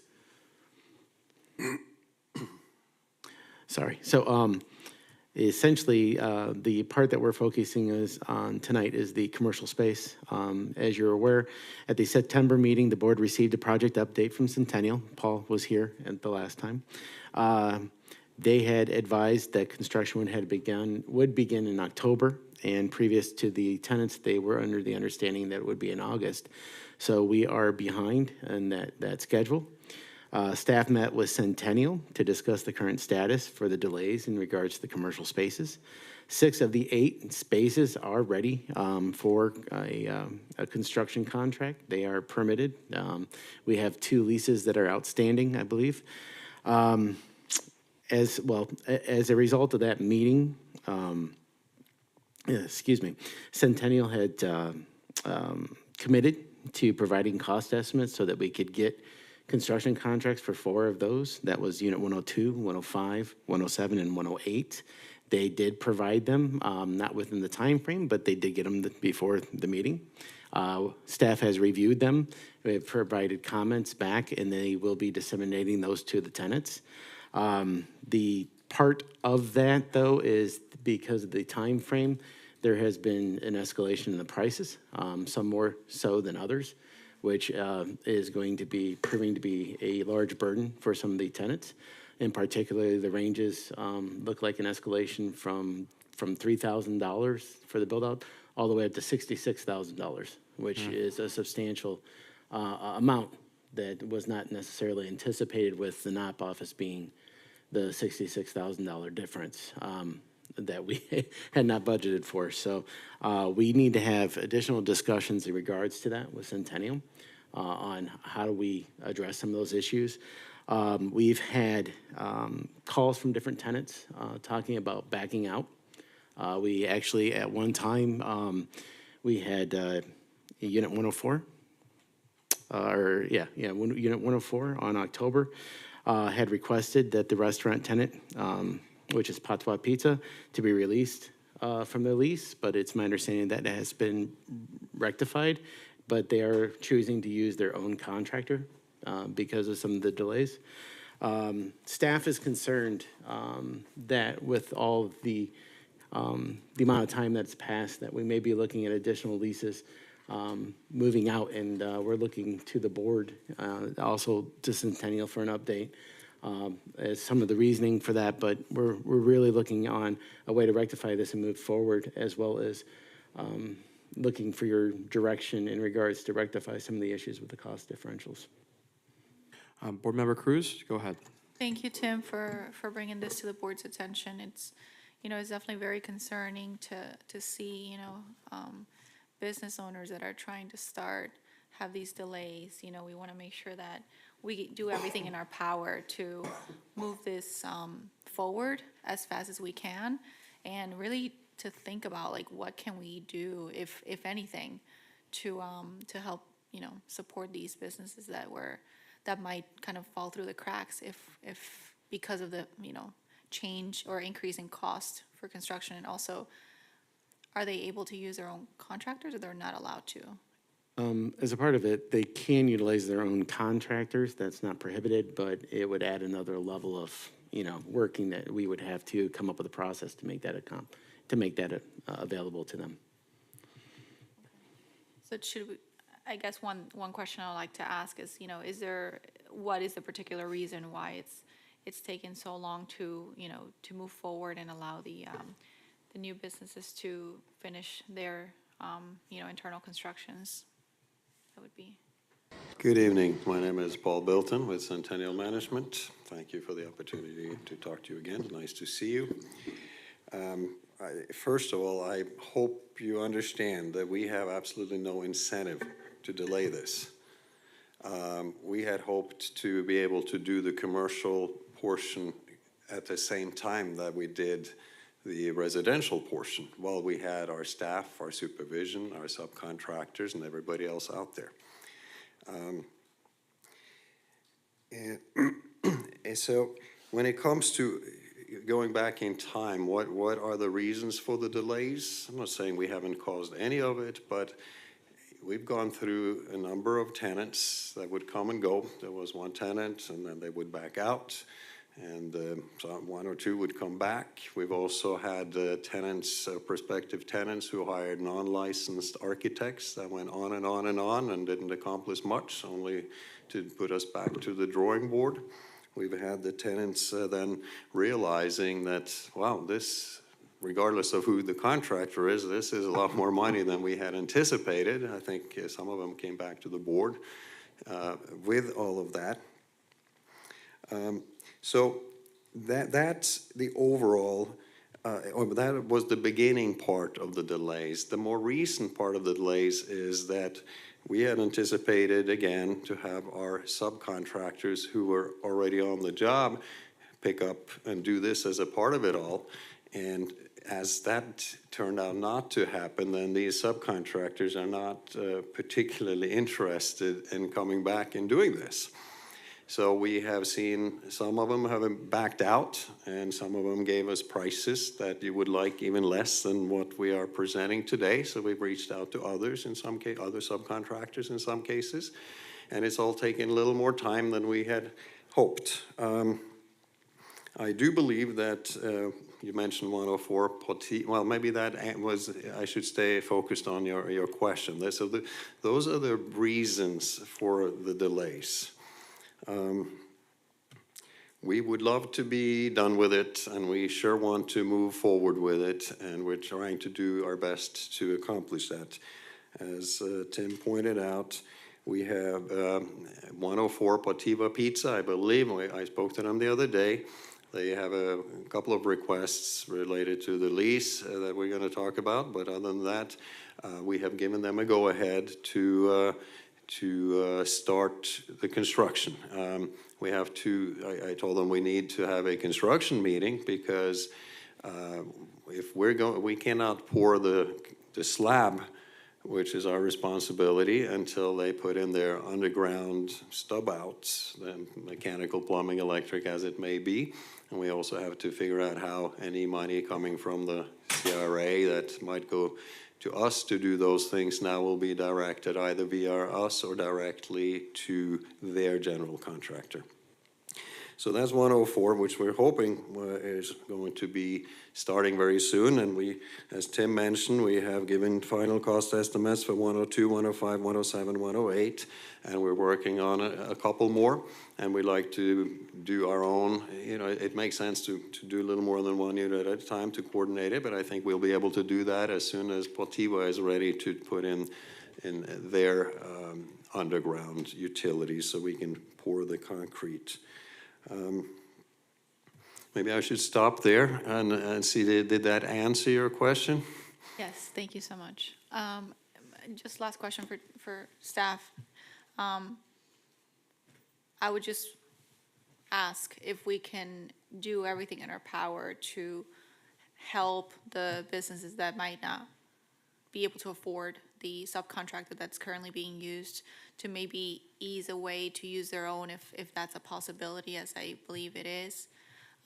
Just finding ways that we can also help, but also getting a commitment from you guys as well that, you know, we're gonna work exponentially to make sure that we can move the businesses forward, because I do understand and I empathize with the business owners that are trying to open their businesses with any potential delay. So I just hope that we're all on the same page and we can just move it forward as soon as we can. We are all on the same page. I think now, as Tim mentioned, there's been some changes in the cost. Some of them are bigger than others. And there's been, yes, some might be or is related to time-related inflation. But also the initial cost estimates that we provided were not based, first of all, they were based on us having the subs on site, and which would make it easier to negotiate with them, but it was also based on a simple, analysis based on square footage. It was not based on final plans and specs. So once the plans and specs comes in, then that's when you get a firm number. And that has changed some of these, at least significantly. We might have assumed a hollow core door. We might have assumed, a press board cabinet, paint grade wood, and then you get the plans back and it's upgraded and it's a little different. And so that's where these cost differences are coming by, in addition to the time that have gone by. We are not anticipating making any money off of the construction part of it, and anybody, at this point, it would have been great if everybody had their own general contractor, so I wouldn't have to stand here and explain these cost increases, because it's not something we're benefiting from. All right, Vice Chair? While I appreciate your response, I really feel like this all is on it's your burden. Part of this agreement was that you were going to provide certain services to these tenants, and I feel like you've kind of strung them along, and that's not our fault. We haven't done anything. And here we have tenants coming to us, looking to us for help and assistance financially to do what you promised. Your company stood here and promised that you were going to be partners in this, and you've really dropped the ball. And it's very frustrating to now have you come. And I understand the excuses, but you let the subcontractors go. You let them walk off of your job or finish your job. Maybe it wasn't a priority. Maybe you hoped they would come back. We can't go back on that now, but I'm not in a position where I feel like the CRA owes a responsibility to the tenants financially. I think if anyone is responsible to them financially, it would be you, because it was your promise and your partnership in this to get these tenants in this, because this was very important to that neighborhood and to this city, and you have dropped the ball. And so I will do everything I can to help these tenants, but I do not feel like it is at all the responsibility of this board or our staff to carry this load when you failed to uphold your end of the bargain. And so I'm struggling with hearing excuses after excuses, because as it is now, we still don't know what the plan is. We still don't know. Our staff can't call these tenants and tell them when they can expect anything, because you've given us excuses, but we have no direction. And so now we are no further along right now than we were before the meeting started.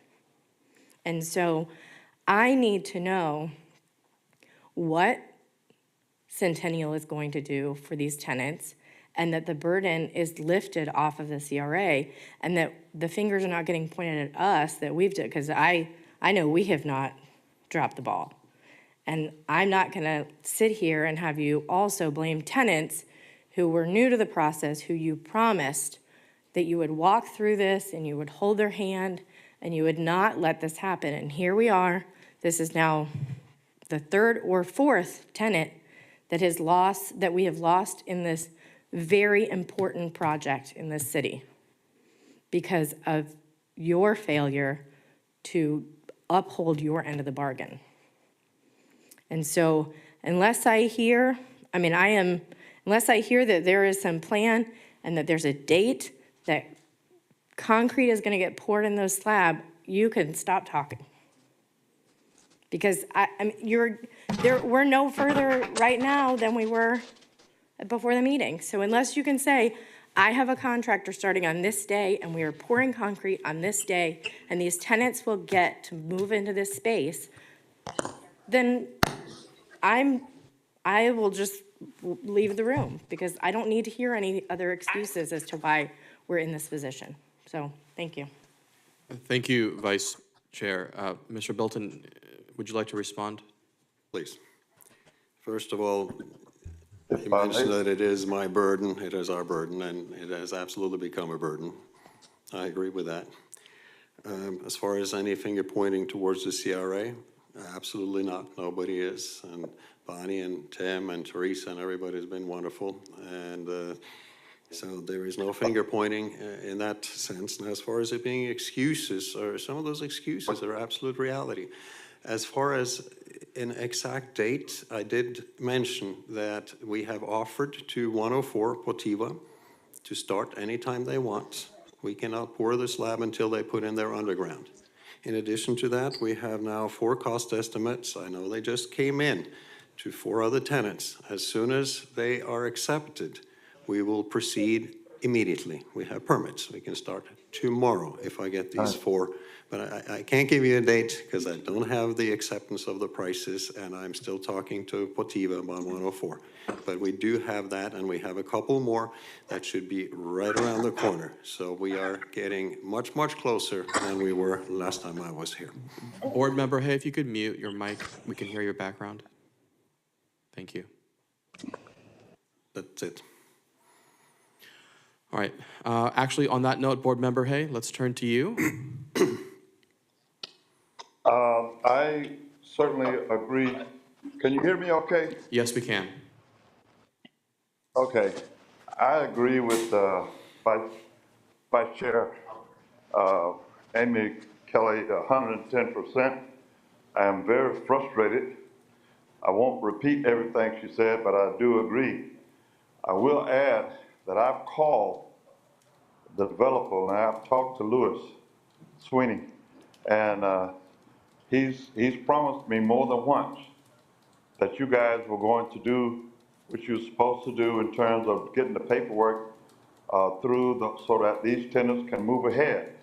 And I'm very frustrated because as we've been over backwards for Centennial, and I feel that you guys, you know, here we're in the Super Bowl and you dropped the ball on the 1-yard line. And if you want to do, and this is not a threat, and I'm just talking for myself, but I'm looking for you guys to do more business in the city of Boynton Beach.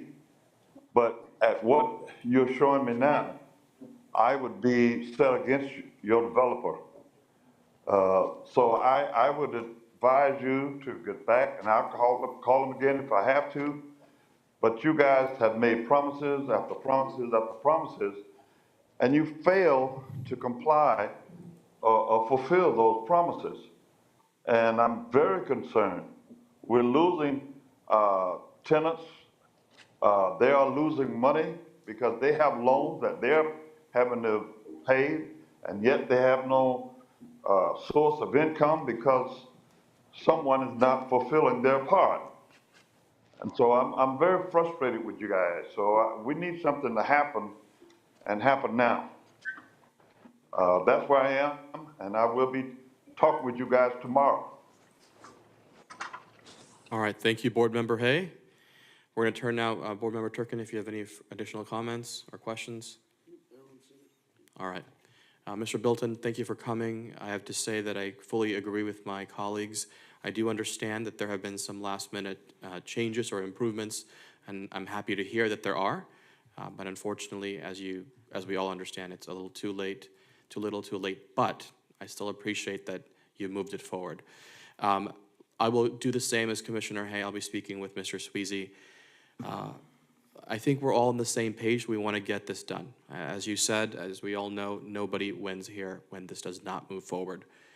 But we cannot lose any more tenants, right? We have to do everything we can to support these businesses. The entire intention was to ensure that we had small local businesses from the community, so the money goes back to the community. Whatever action steps we need to take, staff, council, please prepare to present that to the board with options. I mean, we've heard from them already that some movement has occurred, but we cannot lose any more tenants from here on out. What I think I'm hearing is you would like to give staff direction to continue to work with Centennial and the tenants and facilitate some sort of a solution so that we can move forward. The solution I don't want is to what belabor, we need. correct, to move forward to get the tenants in Yep. and expedite this time frame to be successful. That's right. Okay. All right. At this point, it's just about the solutions now, right? That's all that's going to change. Mr. Bilton, thank you so much. If there's nothing else from my colleagues, all right, thank you. If there's nothing else, thank you so much. Thank you for coming. Thank you. Have a good evening. The next portion of the agenda is 14E, continued discussion and consideration of temporary use agreement with OHLA USA Inc. I'm sorry. What was that? It was a discussion item. There was no agreement. There was no formal paperwork for us to vote on. Again, this is with OHLA USA Inc. for the use of CRA properties as a construction staging area for the Boynton Beach Complete Street project. Tim, if you could introduce that item, and then we'll turn to the individual. Absolutely. As part of the Boynton Beach Complete Street project that is currently underway, staff was, OHLA, who is the contractor on the project, reached out to staff to see if it would be able to use our lot at 212, 222 Northwest 3rd Court as a staging area. As a part of that agreement, the staff had required that the perimeter fencing with screening be installed around the property. The idea was to provide security for the site as well as protect the equipment within the staging area. It is a common practice for most laydown yards, as well as limit the liability for the CRA, DOT, the city, you know, if indeed to restrict access to that area. On September 10th, 2024, OHLA requested relief from the CRA board from the term that requires the perimeter fencing within with the screening, given that OHLA is already actively working and disturbing the area while modifying the Boynton Beach Boulevard from Northwest 3rd Street to Federal Highway. OHLA does not believe that is needed to construct a temporary fence. So that is before we have represented Daniel here to discuss if you have any questions. All right, please introduce yourself. Hello, everyone. Good evening. My name is Daniel Curiel, representing OHLA USA. As Tim said, OHLA is the one renewal for the road in Boynton Beach right now.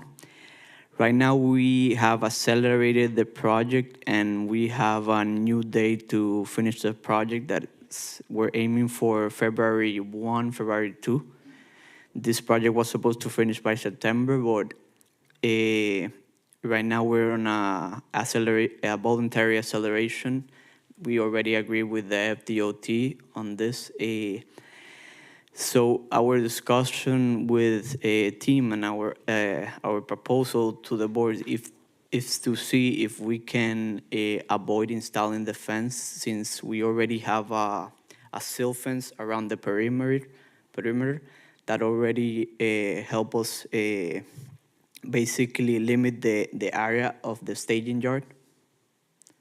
And basically, right now we haven't had any incident of thief for our equipment, for what we have on site.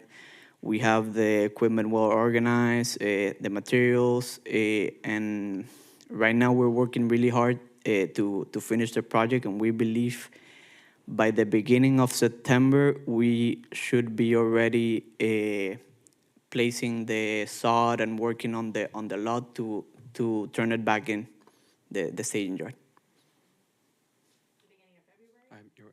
Sorry, the beginning of February? The beginning of January. Oh, January. February, we should finish the Boynton Beach completely, the road. We should be basically in January in punch list for the FDOT project. Beginning of January. All right, thank you so much, Daniel. First, let me say, I appreciate the work that you're doing, and I appreciate your company for accelerating the work. I think everyone benefits. The sooner you guys are finished, the sooner everyone can be happier. The concern I have about this item is really it's about the safety. You are surrounded by homes.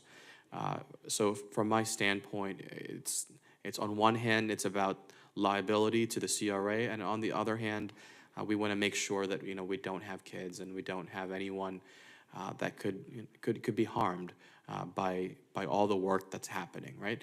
So I hope you can understand our position. We want to make sure people are safe, and we don't want to be in a legal situation ourselves. Nobody wants that, and that's certainly my goal here is to ensure we've got safety and remedy for liability. Let me turn to my colleagues if they have comments or questions. Anything else? Yes, Chair, I would say I'm going to go with the staff recommendation of fulfilling the requirement that was there when we first made it.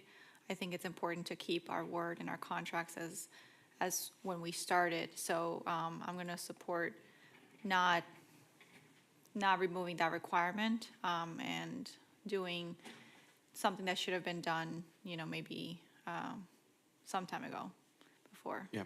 Now. I agree. It really should have been a long time ago. If the concern is cost, I was told that there's temporary fencing, right? I mean, do you not use that for your other sites that you can just move around from site to site? Usually our staging yard, we just put silt fence. We never put like a fence since something that actually the FDOT has never required us to do it. In the two other projects I've been with the company, we did not need it either. Like we just put silt fence and everything worked good because it was basically close to the working area since we're already disturbing the area with closing sidewalks, removing sidewalks and putting new sidewalks. That's basically why our thoughts. Go ahead, Vice Chair. Thank you. I understand your position, and although I want to work with you, the lot, I drive by it several times a week, and it's a mess. It is not. There's rocks piled up. There's piles of debris. And I understand you're maintaining it like a construction site, and that's valid. But it's on Boynton Beach Boulevard. It's facing people's homes, a residential neighborhood, and that was one of the main points to allowing you to access this land and for us to kind of allow you to use this was that there would be a fence installed with a barrier so that your mess was contained. Because although Boynton Beach Boulevard is under construction right now and it's a mess, it's not, it's been brought up before, it's not safe. And there's huge piles of rocks. So I agree with the sentiment of the rest of the board that although I understand you knew going into this that was a requirement, and I understand your point and that you're gonna be quick to be done, but I can't just let it keep going because it really is. It's a construction site and it's a mess, and it's not what I envisioned would be the maintenance of that lot when we agreed to have it be utilized as a work site. So I agree with my colleagues on this. Thank you. All right, thank you. Let me ask counsel. Counsel, what are the legal recourse here? So under the agreement as it exists, the permittee is technically in default because he's not installed the required fencing. So if they fail to cure the default within 7 days of written notice, the agreement can be terminated. If it's your choice, you can give us the direction to send a formal written notice, and if it's not acted upon or we don't see progress, then we could take notice to terminate the agreement. And at that point, it would sort of start functioning under the ordinary laws of trespass and removal, so. All right. Thank you, Board Chair, and thank you so much for that. I like the idea of sending an official letter. However, I think 7 days might be a bit tight because we do have the Thanksgiving holiday coming up, and that makes things a little bit, difficult for anybody running business. Most people are out on holiday. So one thing that Can I just jump in real quick? That's a really good point. Are you doing any work during the next coming days? Or is We're it being put on hold? working on Monday, Tuesday, and Wednesday, and then through the weekend, no work. Okay, all right. I'm sorry, go ahead. No worries. So I would propose that we do, what was the thing you said, to make an official letter and send them? Sure, I'll send a notice of default and you can instruct us as to how many days to comply. You could do 14, 21, and then after that, authorize to provide notice of termination if you want, or to bring it back to the board at your December meeting, either. Thank you so much. I'll hear the rest of my I'm colleagues. comfortable with the 2-week notice. Board Chair? Yes, Board Member Hague, go ahead. Yes, I do. I'm in agreement with everything that's been said. I do have a question. There's a hole where a lot of dirt has been removed. What did your company remove that dirt? Where did it go? And explain that to me, because that's a hazard for kids. And what are you planning to do to cover that up before you leave? So we're gonna, that material, that what happened there, we had a material stage there for embankment. And the crew over there took more material than what they actually, they removed the material that we had already staging from the same project that we had removed from certain area that will require some embankment to remove and then put back. So they took more material than what was actually needed. And Did you sell that material? No, we use That dirt? we use it for the same sidewalk, beneath the sidewalk. It's for the embankment for the sidewalk of the same project. But we're gonna restore. Cover that hole? We're gonna restore that material. We're gonna bring embankment material. I'm gonna send Tim the certification for where it's coming, what type of material would it be. But yeah, we're planning on restoring that material, and after that, we're gonna be leveling everything up and putting sod as we agree on our contract. To my legal department, that needs to be in writing as part of the agreement. I don't know if it is yet. So the agreement. Go ahead. Certainly, so I was going to say, so the agreement does not allow the removal of that particular fill, and so yes, we can certainly include that in the notice of default and provide for the opportunity to cure. And I can make those separate timeframes if you'd like, so that they must cure that by the time they vacate the site, but they have 14 days to do the fence, or we can be flexible with that. Okay, I would like to have that. I'd like to hear from my other colleagues if they are in agreement with that, because that's a deep hole, and we're setting ourselves up for liability if we don't leave it like we found it. I support your suggestion, Board Member Hay.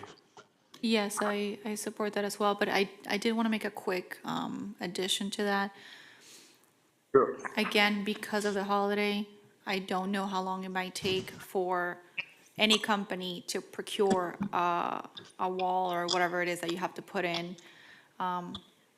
Sometimes it takes time to procure, sometimes it might take time for shipping or delivery. So I don't know if 2 weeks might be enough again. I don't, yeah. Sorry. to add to her comment, Daniel, how long would it take to get temporary fencing installed on site? Board Member Hay, if you could mute yourself, please. We contacted several options. We're gonna have to get back on them, like to see when they can have the material on site and how long it will take to install. First, after they send us a quote again, since we quoted a long time, that I can start on that tomorrow. Hopefully, they can send us something by Monday, and basically, it could take 2 to 3 days for installation. That's what I believe. So you think there would be no reason 14 days would be acceptable given the holidays and everything else? Like 2 weeks after the holidays or before the holidays. As I understood, Board Member Cruz can correct me if I misunderstood, to be 14 days from tomorrow. From tomorrow. So When what I I'm send gonna the notice. propose, if the board agrees, why don't we give them a maximum of 21 days? If not, then the agreement would be terminated, or, we can come back to the board. But I think that would give them reasonable time to procure the item, have it delivered, and then, what do you? I believe we'll have a board meeting within 21 days anyway. Right. So, Yeah, very similar, my thought was to give them 14 days without sending a default letter. They're on notice now. And then if in 14 days, then we would do the original notice of default letter, which gives them 7 days to cure. So it gives them 21 days without putting them in default now, because he knows he needs to put the fencing up. And then in 14 days, if it's not up, we've given them through the holiday and onward, and then we can do that. I think that's a great idea. I support you. This is good. It's a good compromise. Yeah. Anything else? Okay, do you have a clear direction? So I'm going to complicate this slightly. We do not need further instruction, as you've not approved the waiver for that portion of it. I will need a motion to authorize us to notice default 14 days from tomorrow for a 7-day default period, please. So moved. Okay. Second. All right, we have a motion and a second. All those in favor of the motion, say aye. Aye. Aye? Anyone? Aye. Anyone object? Okay, motion passes unanimously. All right, thank you. All right, thank you, sir. We will be keeping in touch. All right, next item. We are on F, discussion and consideration of the Boynton Beach faith-based CDC second request for extension of time to the purchase and development agreement for the property located at 402 Northwest 12th Avenue. Go ahead, please begin. Good evening, Board. Teresa Utterback, Development Services Manager. They were to have it completed by today. Unfortunately, Katora, who was the executive director of the CDC, passed away. So they have requested a year extension. All right. Thank you for the update, and my condolences to her family and her entire team over there. I'm so sorry to hear that. I don't believe staff has any issue with the extension. Yes, I understand. All right, I fully support the request. Are there any comments from my colleagues?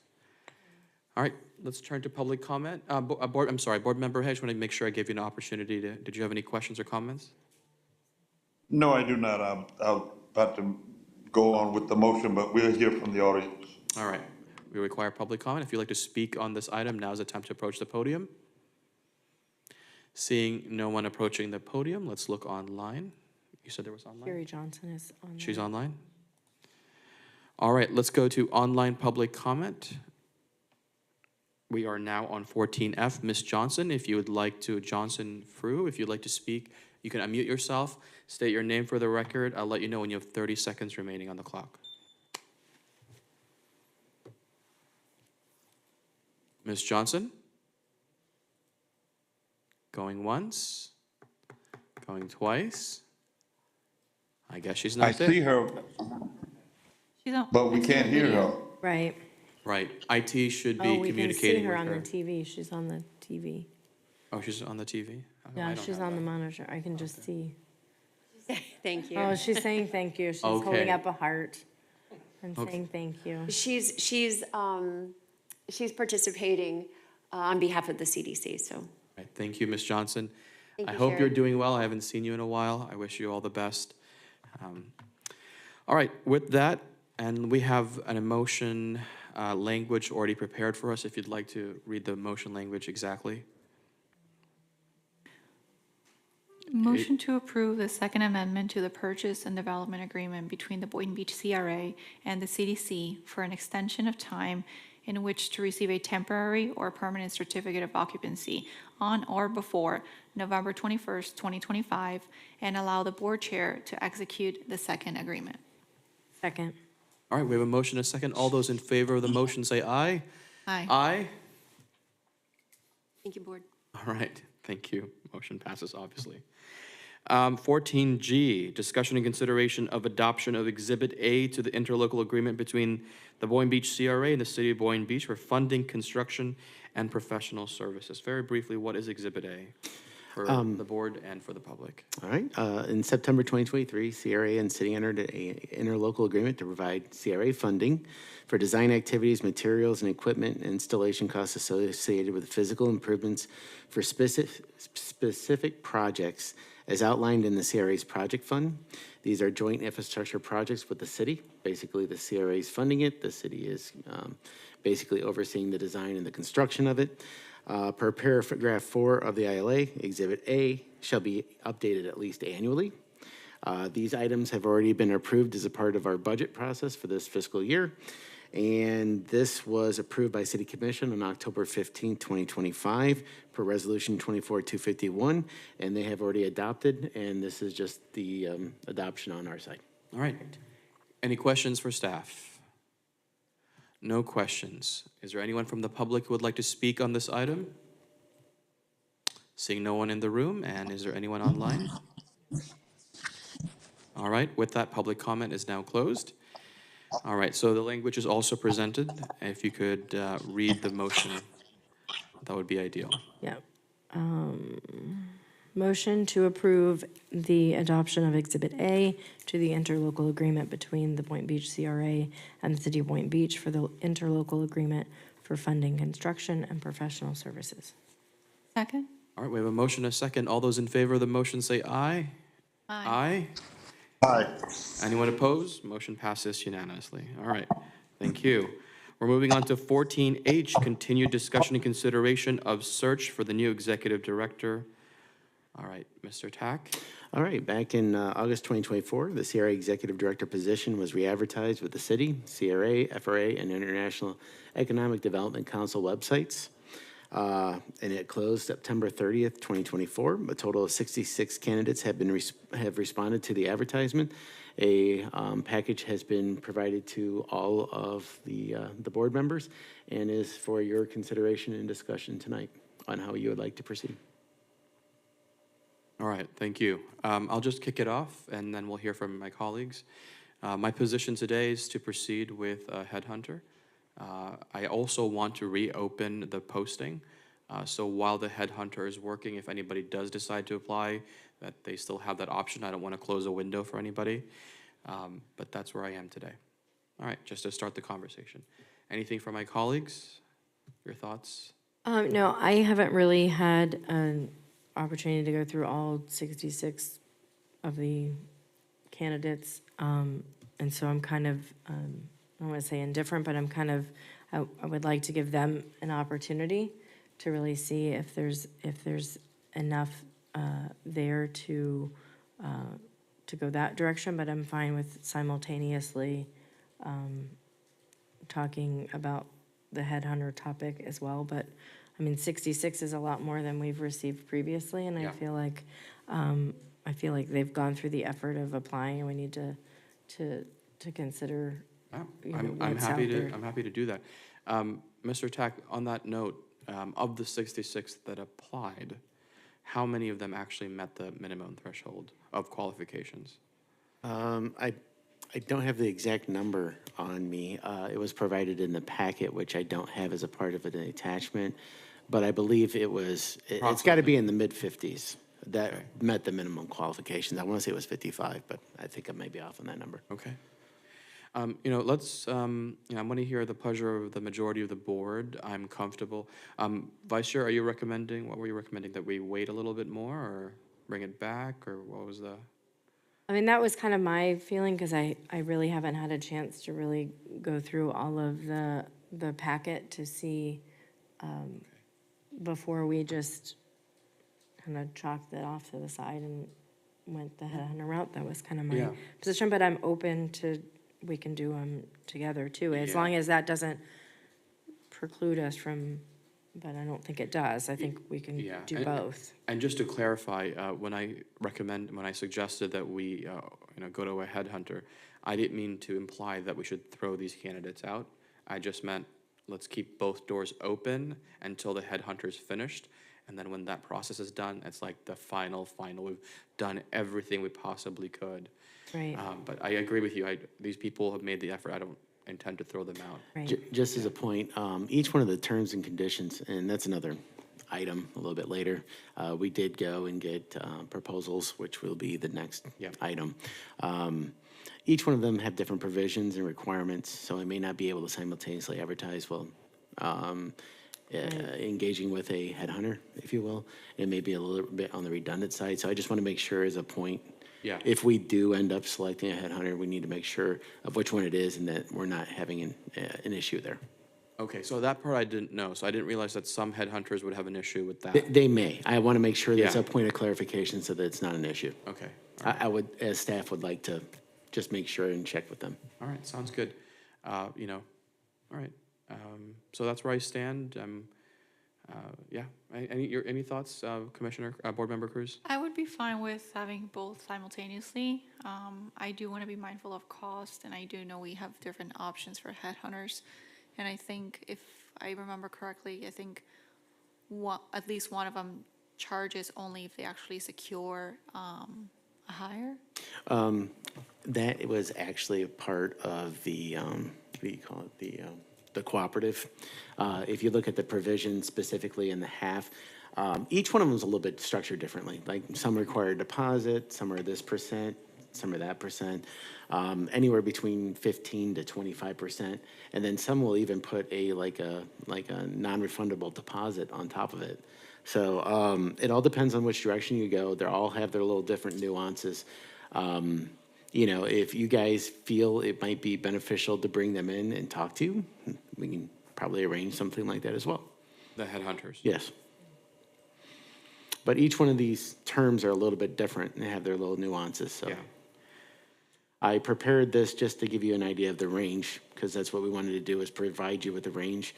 Some of them have guarantees that they will, be able to find a hire, or there may be some sort of discount if that person doesn't work out.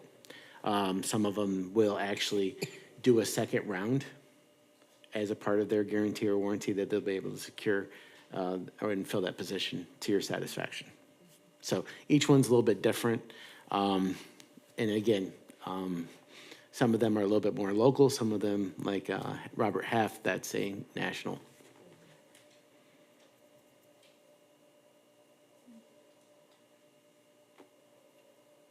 Board Member Hay, did you have any questions or suggestions? Any thoughts on this matter? We may have lost him. No, you haven't. Okay, great. There he is. Whatever we do, I would like us to expedite it, because I think it's been somewhere close to a year now, and we still, are without, and we need to fill that position. I could and will go along with the simultaneous headhunter, as well as the 66 names that's been turned in. I just want us to move on this and get it settled as quickly as we can. We don't want to sacrifice, time for quality. We do want to choose the right person, but absolutely, I would suggest that we expeditiously move quickly as possible. All right, I agree. So, Tim, you had suggested that you would, perhaps we meet with Well, these. if the consensus of the board, if the will of the board is to reevaluate the candidates, we can do that. We have a meeting in short order in December, which is a quick turnaround. We can address that. You could potentially table this item, I'm assuming. And you can also take into further consideration the headhunters, and then we can reconvene and come up with a decision at that time, if that. I'm okay with that. Yeah. Oh, That'll give us time to look at the packet too and look and Oh. see. I agree. I'll go ahead and make a motion to table so we can look Yep. deeper into the candidates as well as the potential RFPs for the headhunters to see which Second. one might fit us better. All right, and for clarity's sake, this is item 15A, right? Okay. 15A, 14H. Correct. And 14H, and they're related. All right, so we have a motion to table these two items, and there was a, so say what? Apologize. Until the next meeting, we need a date certain. Yeah, date certain. Board Member Cruz, if you want to say, to So the moved. next meeting. Until the next meeting. Yes. Thank you. Right. And is there a second? Second again. All right, all those in favor of tabling this item to the next meeting, say aye. Aye. Aye? Aye. All right, motion passes unanimously. We're now in 15B, discussion and consideration of the purchase of 225 Northeast 9th Avenue. Is Mr. Goldberg in here? Awesome. Yes. Go ahead. Good evening, Board. Teresa Utterbeck, Development Services Manager. We have brought this property back before you before, and in the meantime, we have had, Mr. Goldberg had his own appraisal done. We had our appraisal originally done back in February. He had his done in September. The appraisal went from, it increased because there has been sales in the HOB area, the CRA being a purchaser, so that definitely influenced it. This is a key piece of property because we want to use this for the extension of Second through from MLK to 9th. So if you have any questions, he's at an asking price of 300. It appraised at 264, so we're about 12% over appraised value. Any questions? I can agree with that. I say we move on it. So I don't know if you're ready for a motion. Well, yeah, I mean, a motion is always open at any time. I just need public comment, but, you know, you can proceed, but I want to hear from the Motion. others as well. Motion to approve. Second. Okay. Is there any further discussions from my colleagues before we go to public comment? If you would like to speak on this item, now is the time to approach the podium. Seeing no one approaching the podium, and is there anybody online for this? There is none, right? Yes, there's none. All right, we've got a motion and a second. All those in favor of the motion, and to be clear, I'm going to read the exact language. The motion is to approve the purchase of 225 Northwest 9th Avenue in the amount of $300,000, and CRA staff will bring a purchase and sale agreement back to the board for approval and execution, all right? All right, all those in favor of the motion say aye. Aye. Aye? Aye. Anyone oppose? Motion passes unanimously. Congratulations. Thank you. Thank you for coming. Thank you. Yep, you waited a very long time. I know. Congratulations. I didn't We want to. appreciate it. I wasn't able to attend Experience. the first one to be able to, which is what I was going to say, is be able to describe the, you know, because there was quite a disparity between the first time I was between the appraisal and my asking price, but there were some things I didn't want to have to bring up, so I'm glad I didn't have to. Thank you. Sounds good. 15C, discussion and consideration of the purchase of 419 North Seacrest Boulevard. Do we have Janet Mitchell in the room? You. All right, and Malcolm Brown. Ms. Utterback, if you want to, or Tim, would you like to introduce the item? Oh, Whichever. Whoever's ready. Sure, this was a property that was listed, and it is, if you, oh, it's on the map. It is right We zoom in? next to, IT, could we please zoom in? it's on the north side of the Presbyterian Church on the corner of Seacrest and Boynton Beach Boulevard. It faces Seacrest. They are asking the appraised value for the property at 520. We could divide the lot into two, which would give us 2 lots for affordable housing, right in that area, that's what we're always looking for, because we've been trying to bank individual lots. Bonnie and I are looking forward to probably putting out an RFP soon for our infill lots. Yeah. Which we can include this one in. Any questions? Colleagues, did you have any questions for Ms. Utterback or the applicant, the property owner? Just for the now, I mean, the structure appears to be, it's in good working condition.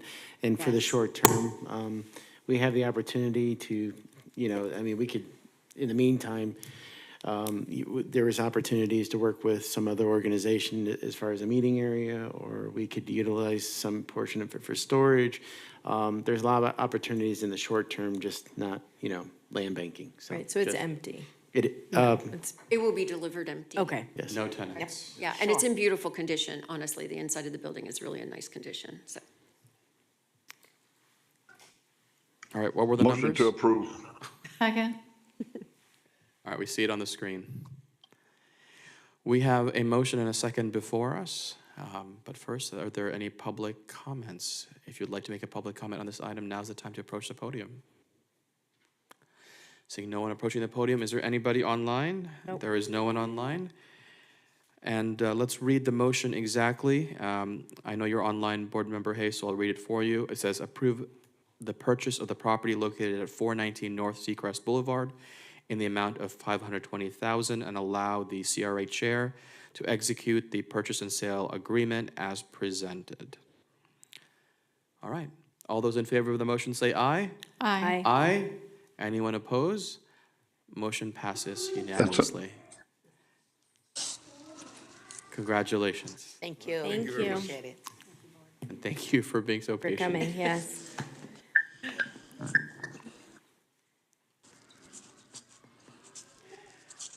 All right.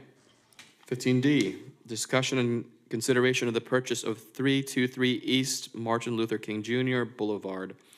Is there a Patrick Grandsader? Do we have that person here? No, he What about actually is Susan he's out of the Hazell? country. Both of them? I don't think the That's all right. title is That's okay. online, so. All right, no worries. Title company. So this is a lot located, up on the map, you can see. It's kind of the donut hole. Unfortunately, I'm sorry, I didn't include the properties that we own on the other side, on the south side of MLK, but we're starting to land bank a really nice section right on MLK. It had always been part of our plan to possibly do like a work-live space, because this is further east from the MLK project. We did have the property appraised. The owner is at exactly 20% above appraised value. It's a little bit more than what we had paid for the Clayton property just to the west. So it's gonna be your determination. Staff obviously really likes the purchase. We've done very well on the surrounding properties, so. Right now, just adjacent or abutting properties, we're looking at about 0.8 acre. 0.8 acres, If we can acquire this property. Just as a caveat of this, there is a tenant. We were originally looking to have it delivered unoccupied.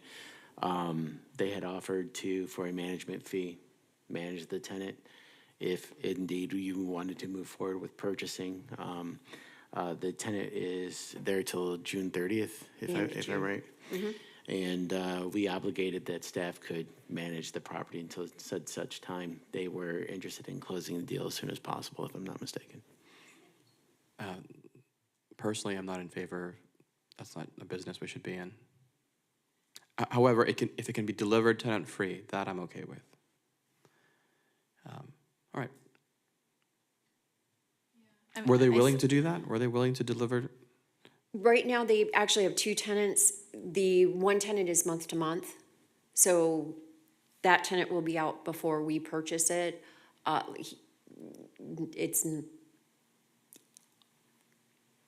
He had mentioned that he has other apartments that he may be able to move this tenant into, because they have expressed they wanted a larger. That's not a guarantee. So that you all know, we have in the past had tenants.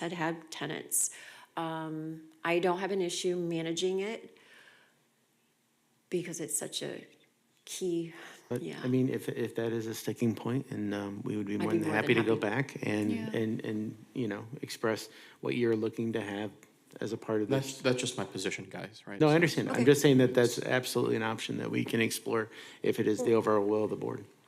So it sounds like we're almost there, right? You're telling me you've got one that's month to month and the other one that may move. So we're almost there. Patrick absolutely said he would help us to try to move him into a larger apartment. Do you think he could do that by our next CRA meeting? Okay, by December 10th? I'm- I can, hey, it doesn't hurt to ask. It absolutely doesn't hurt to ask. All right. Because I would have to bring back the agreement anyway, Yeah, so. we don't know exactly the terms of their current agreements. Whatever there's. Yeah, Vice Chair. My position on this is, I mean, I would be comfortable, because Teresa, you have said that you've done this before, because it's a short amount of time, and it would not, there's no extensions, we would not extend it at all. Because by the time we close, we're even looking at a shorter amount of time, correct? So, because I had asked Tim this, if we could do, you know, delay the closing until the tenant moved, but as I understand it, the seller is, time-wise, he wants to sell this, and my guess it has to do with the end of the year, but, so I would be comfortable knowing that we know this is final, they're moving, and obviously if we can get, you know, Catherine, if we can word it in such a way where, you know, if they could be out, then that would be great. That we would prefer it to be, you know, or as either vacant upon close or time certain date shortly thereafter when, because if they can move it up from June to February, then we're only looking at a month or whatever, so. Yep, yeah. I mean, I don't want to lose the opportunity to get this property. Yeah, neither do I. Over 6 months of tenancy when Teresa has, is more than capable to handle this task,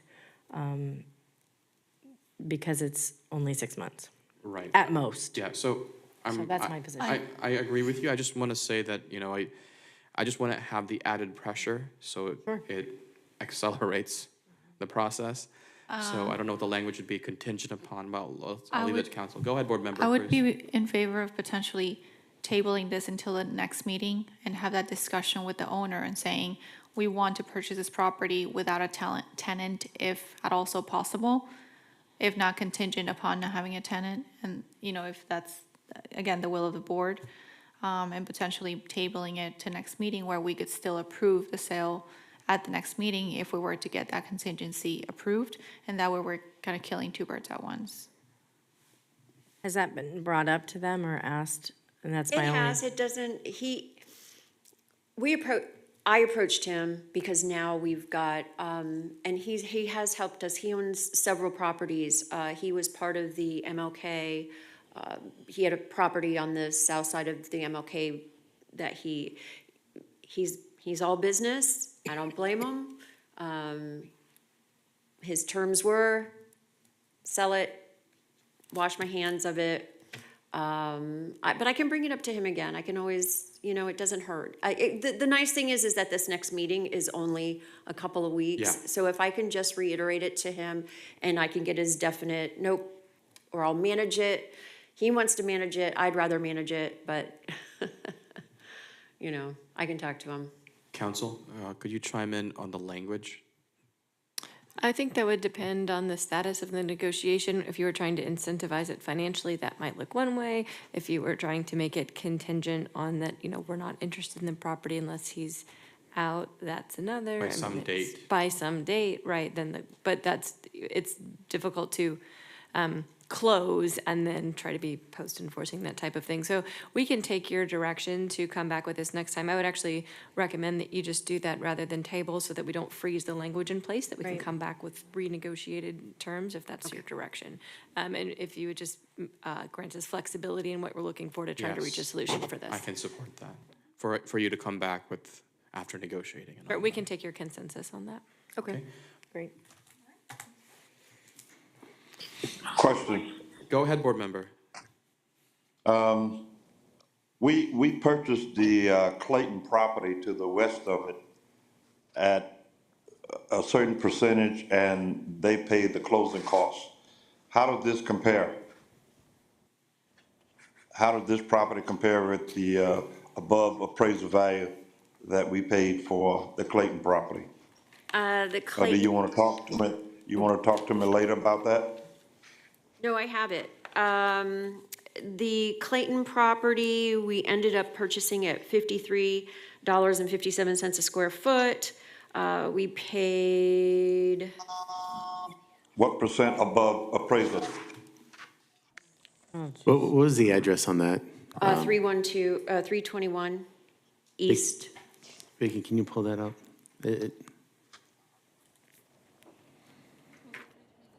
Oh, it's right there at the bottom.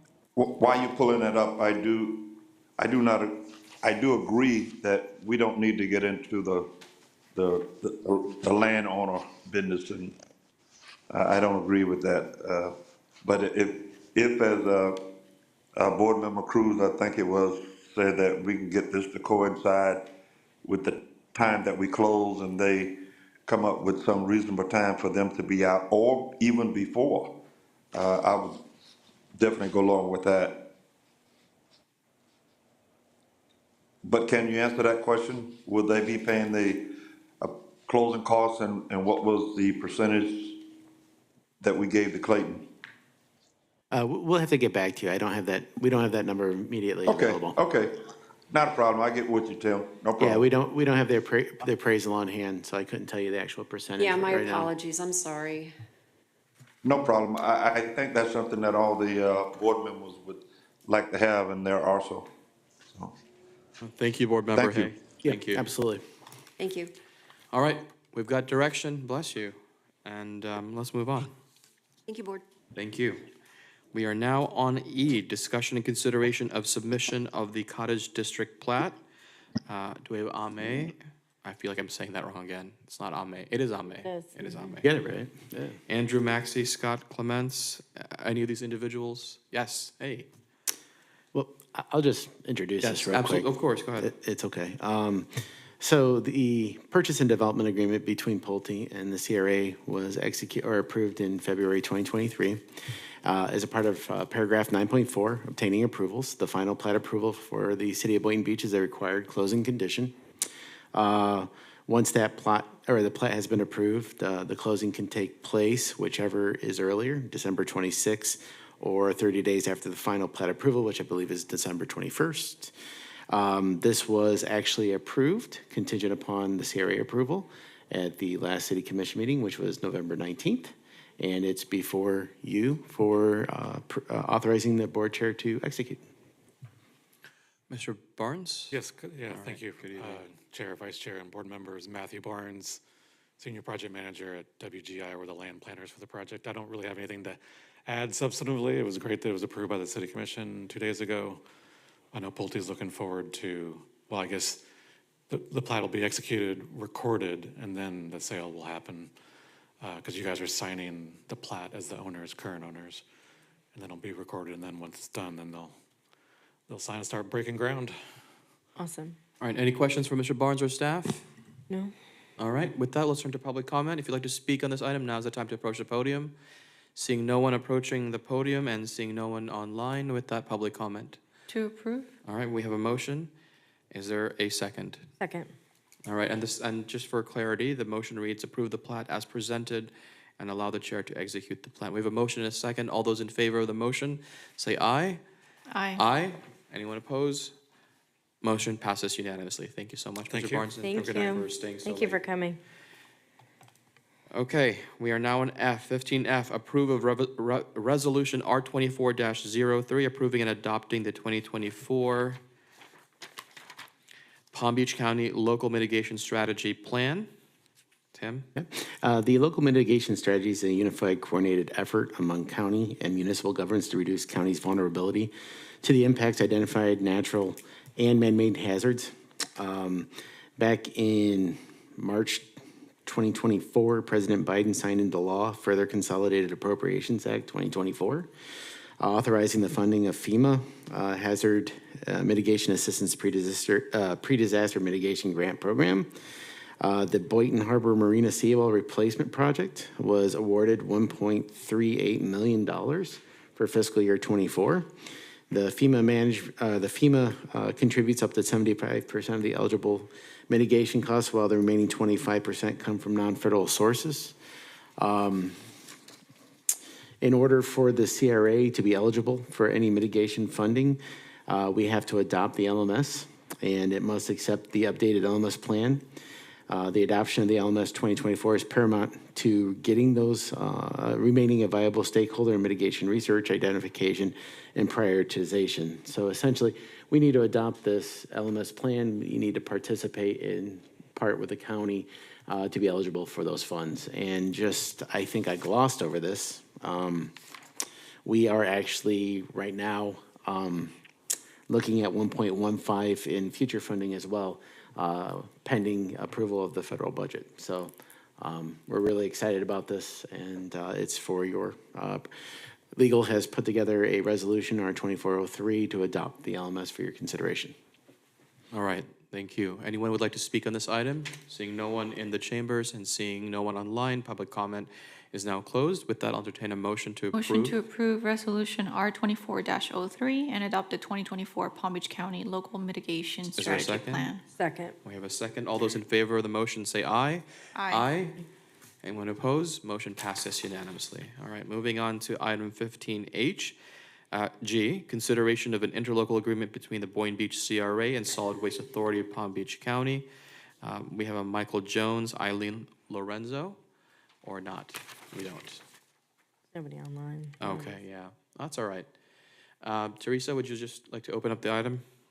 Yes, we applied for a Solid Waste Authority grant to demolish two buildings that we recently purchased, which is 1017 North Railroad and the Clayton home at 321 East Martin Luther King Boulevard. We were awarded just under $30,000 for both the demolition. All I need you guys to do is approve the ILA, which has been reviewed by legal, and Motion to approve. You want me to read it? That's Okay. it. Thank you. Motion to approve the 2024-25 interlocal agreement between Boynton Beach CRA and the Solid Waste Authority of Palm Beach County and authorize the board chair to execute the interlocal agreement. Second, and Right. thank you for putting that together. Yeah, As you guys can see, Teresa's been very animate over the years of being able to secure funding Yeah, for this no, it's been purpose. awesome. So Green funding. just Great job. a little kudos there. you know what, it is such a great program. I love this grant, so thank you, guys. Teresa, Thank you. just curious on that grant, so just, Guys, we haven't voted, just FYI. Oh, Yeah, but go ahead. yeah, that's fine. Yeah. What, do they ensure that they do they just put it in waste or, like, because it's SWA, do they have to, as part of the grant, do they have to do anything like recycling it or doing anything like that or rolling it back into something else? I was just curious. no, They but just you put know it what, in over like- the years, they went from beautification now strictly to demolition. That's why last year was the first year we didn't have any demolition projects, and they really started enforcing that. So, not that I'm aware of, but so that you guys also know, on these properties, the other thing we've been able to utilize is county funding for Phase 2 for the MLK entry feature. There used to be a cleaner, believe it or not, many, many years ago, dry cleaner. We will be getting funding for the Phase 2 for that project and the asbestos report for the 1017 home that will be demolished. So county's got some great incentives going on. So And well, thank you for finding all of those great little funding sources. Thank you. Anything else? All right, public comments, seeing no one here, no one online, public comments now closed. All right, all those in favor of the motion say aye. Aye. Aye. All right, anyone opposed? Motion passes unanimously. Looks like we lost Chair. Board member. Yeah, Board Member Hay. I Just so apologize, you know. Board Chair. Did you call for public comment and I missed it? Yeah. I'm sorry. And I said no one's here and no one's online, so, Now really nobody's online. yeah, not even board member. Not Hay. even Board Member Hay. He's gone now too, so. The next item is 15H, discussion and consideration of the 2025 CRA board meeting dates. All right. We all have a calendar in front of us? You do. This In is so fact, those right there, right in front of you are the dates, how that lands, because we do schedule for the second Tuesday of every month. You can see there that March 11th is going to be in conflict with the municipal election day. So we were looking at possibly the week after, because during March 10th or before, you have the NLC, what was it, Vicky, the League of Cities? The congressional meeting. So we were looking at possibly March 17th, which is the Monday, or March 19th, which is the Wednesday, or possibly March 20th as a Thursday as an alternate. I have a question. After March 11th, when is the next city commission meeting? The 18th. Okay, and we're planning on having this on the 19th? Wait, We should have it on the 17th. so it would be before like the swearing in of the commission meeting? Right. Isn't that weird? Like, wouldn't that be weird? Which part? I'm sorry, say that one more time. Like, Oh, I let's see say what we you're have saying. elections, right? Like, we're gonna have a new mayor. On March 11th, it's election day, then When would you want the your CRA 17th is, meeting to be? So, what happens is, even after the election, there's still a certification period, that there's a delay, and no one really knows for sure how long that will take. So even the meeting after that, So if there's a Could still- potential runoff too, that could add time, That's right, true. and everything else, so. and my immediate, no, you brought up a great point. My immediate thought was, regardless of a runoff or certification period, it's best that we give them some room because they just got elected. I think give them some window for a transition, orientation, getting to know everybody, getting caught up to speed. Like having a meeting, 3 days later, I wouldn't support that. They need some time.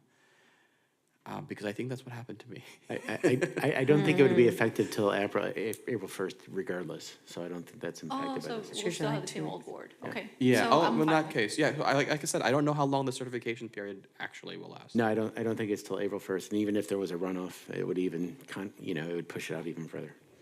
Is that right? There's several different conversations happening. They wouldn't be seated as CRA board members until they are sworn into the city council, because that's how Yes. this board is populated. So again, it would, as you were pointing out, Board Chair, it sort of depends on how long it takes for that process to play out. So there is not a hard date here that I can give. Right. So we'll just take it, so are we just gonna do the week after? Well, in that case, yeah, it'll be the same people in all likelihood. Yeah, I'm fine. Fine with that as well. It's a matter of it being Wednesday. And or- mind you, we're few, Monday or Wednesday. if we need to change this, we can, and we can bring it back if need be. If I can seek clarification, so what day do you anticipate the new members to be sworn in at the city level? We don't know that. Don't know that. Okay, the 18th, but is the 18th the date of the city meeting? Correct. Okay, so So like, as Vice Chair said, Monday or Wednesday. So how about Wednesday? Yeah. So City Commission on the 18th, CRA on the 19th. Oh, how about Thursday, so we have a day in between, because sometimes I'm okay with that too. this week we had Tuesday and Yeah, Thursday, yeah. but Fine. 2 days in a row is rough. I'm okay with that.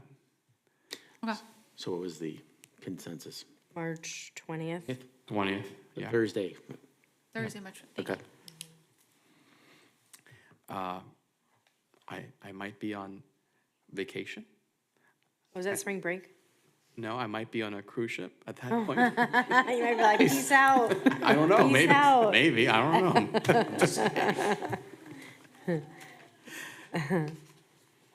know. No. If I still have duties, I'll do what I need to do until the new group comes in. All right. Also, October 14th falls in line with the FRA conference, which will be in West Palm Beach at the Hilton. So exciting, yes. So we were proposing, was that October 23rd, the week after? 23rd. Yeah. Happy birthday. I've had to celebrate my birthday on the dais too, yeah. And this year I'll be celebrating my son's too next month, so, yeah. But if you guys have a different date, you just let us know. It's fine, we can. So the question is? October 23rd? Sure. Fine. I'm You're indifferent not- at that point. I'm indifferent. You'll be on another cruise ship. I might not be. then. I might, I don't know, we'll see. Tim, Fine with it. we also have November 11th is Veterans Day. Yes. So we were looking at possibly November 19th or November 20th, which would be the subsequent week. Could we couldn't move that to the 10th or the 12th? We were actually looking at the 10th. Oh, The 10th, yeah. What's happening the 10th? No. November 11th is Veterans Day. You Right. could do it the day before. I Yeah. missed that. You Yeah. could Okay. do it November 10th. All right. Perfect. Okay. I think it's getting late. Was there anything else? Any other scheduling conflicts? Motion to approve? Second. Do we need public comment on this? Not that there's anyone here. All right. All those in favor of the motion to adopt the new CRA, yes, council? I'm sorry, you were. No, I just nodded yes to your question, but then I thought you were saying that no one's here, so. Yeah, no one's here. No one's so. here. All right, all those in favor of approving the new 2025 CRA board meeting dates, say aye. Aye. Aye. All right, motion passes unanimously. Thank you. Mercedes, this is the next item, 15I, discussion and consideration of the commercial business marketing grant program guidelines and application for fiscal year 24-25. Yes, hello again, Board. Mercedes Coppin, Business Development and Promotions Manager. The item before you is for the proposed Commercial Business Marketing Grant Program, which is designed to support local businesses within our BBCRA area. This grant is designed to provide financial assistance to both new and existing businesses in the form of a reimbursable grant that is intended to offset the cost of various marketing and branding initiatives that would help the businesses to grow and expand their reach within our local community and with their desired target demographics. We modeled this after our existing business grant programs that Bonnie manages, and the overall budget that we are seeking or that we had allocated for this is $50,000. The maximum grant amount would be $2,500 for up to 20 businesses to be able to take advantage of this program. This is all in line with our community redevelopment plan and in accordance with our goals within our business development and promotions departments. And yeah, that's just a basic overview of it. It's going to be first come, first serve with preference given to businesses who have not yet received any grant funding from the CRA. And then on page 3 of the rules and regulations, it goes over the different types of marketing that would be qualified. It includes digital marketing, print marketing, as well as other mediums such as graphic design services, television advertising, vehicle wraps. There's quite a bit in here that the businesses could take advantage of to really promote themselves and to push their branding out. I'm happy to answer any questions that you might have. Thank you. Any questions for Mercedes? Thank you, Mercedes. You're welcome. Yeah. It did, sorry. Oh, no, go ahead. So, and I should have asked this earlier, but it didn't come to my mind until just now when we were talking about marketing and helping businesses. What is the status of Circuit and that marketing aspect? Circuit has not been able to acquire Okay. or selling advertising space at this time. They reassured me it's not unique when you're doing a pilot. Right. You know, until they're a little more time. I hate to, but I will make sure to get an update on that and bring that at the next meeting for you. Perfect. As far as this, thank you, Mercedes. I think it's great when we are always looking at different ways that we can help our businesses improve. And one of the many things that you are really good at is marketing and getting the word out and getting people in the businesses. So I'm being creative. So this is great, and So, thank you. Thank you. All right, anyone like to speak on this item? Seeing no one in the room and no one online, public comment is now closed. With that, I'll entertain a motion to approve, if you could read the Motion language. to approve the fiscal year 2024-2025 Commercial Business Marketing Grant Program and application as presented, pending any final review from the CRA Legal Counsel. Second. All right. All those in favor, What are you there's pointing no at me one else for? to make a second, right? Aye. All those in favor of the motion say aye. Aye. Anyone opposed? Motion passes unanimously. All right, thank you so much. Why are you Then- pointing at me? Who else would I do know. it? Sorry, Word it's late. 15J, discussion and consideration of a 2-year lease extension with the USPS for the property located at 217 North Seacrest Boulevard. Do we have an Alice? We don't have these individuals here. Are they online? No, they're not. So Tim, just More than go- happy, and Yeah. we'll start doing rapid fire here. So you know the USPS is at 217 North Seacrest. We are their landlord. Their lease expires at the end of January of next year. They would love to remain in their current location. They have submitted a request to extend for a 2-year period expiring on January 31st, 2027. They have offered a fixed annual rental rate of $208,200, which includes reimbursement of USPS's real estate support services provider, it's JLL. They have a commission of 4%. The rent minus the brokerage commission provides an annual rent increase of approximately 3.74% annually. It's just going to be a fixed amount. So we did the math and made it as a fixed amount. And as of doing business with them, it's going to require that the board chair, if you elect to approve this lease agreement as presented, the board chair will need to sign the commission agreement. Each of the CRA board members will need to sign the lease extension and the real estate conflict of interest certification. And if I can't remember if I went over with everybody, but it's basically to show that you have no relationship with the USPS in your decision to lease with them. So, I'm going to jump in here and take the visual cues from Board Member Kelly. This is a federal government requirement, which is why this is not typically done. But for the USPS, it is a requirement. That's Yes. why this is unusual and why you're being required to do with things you're normally not. right, and You typically. choose to approve it.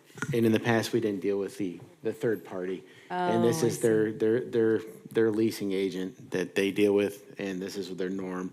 And we're just following in line with the typical. Okay, are we ready? Any Yeah. questions? All right, somebody make a motion. Motion to approve and authorize execution of the 2-year lease extension documents under the terms and conditions presented. Second. And is there anyone for public comments? Seeing no one in the room and no one online, with that, public comments now closed. All those in favor of the motion say aye. Aye. Aye. Anyone opposed? Motion passes unanimously. With that, we have concluded all the items for tonight's agenda. Just one general pop comment, back if I may, on, just so you Board Oh, Chair. he just did, thank you. Before you guys Yep. disperse, I would love to be able to get your signatures. Yes, of course. Oh, yes. Okay, so. All right. You go ahead. With the award? That would be nice. Can we do it at the next meeting so everyone's here? That's a good point. Yes. Yes. Okay. All right, thank you. May I have a motion to adjourn? Motion to adjourn. Second. All right, all those in favor to adjourn say aye. Aye. Have a good night, everyone. This meeting is adjourned. All right.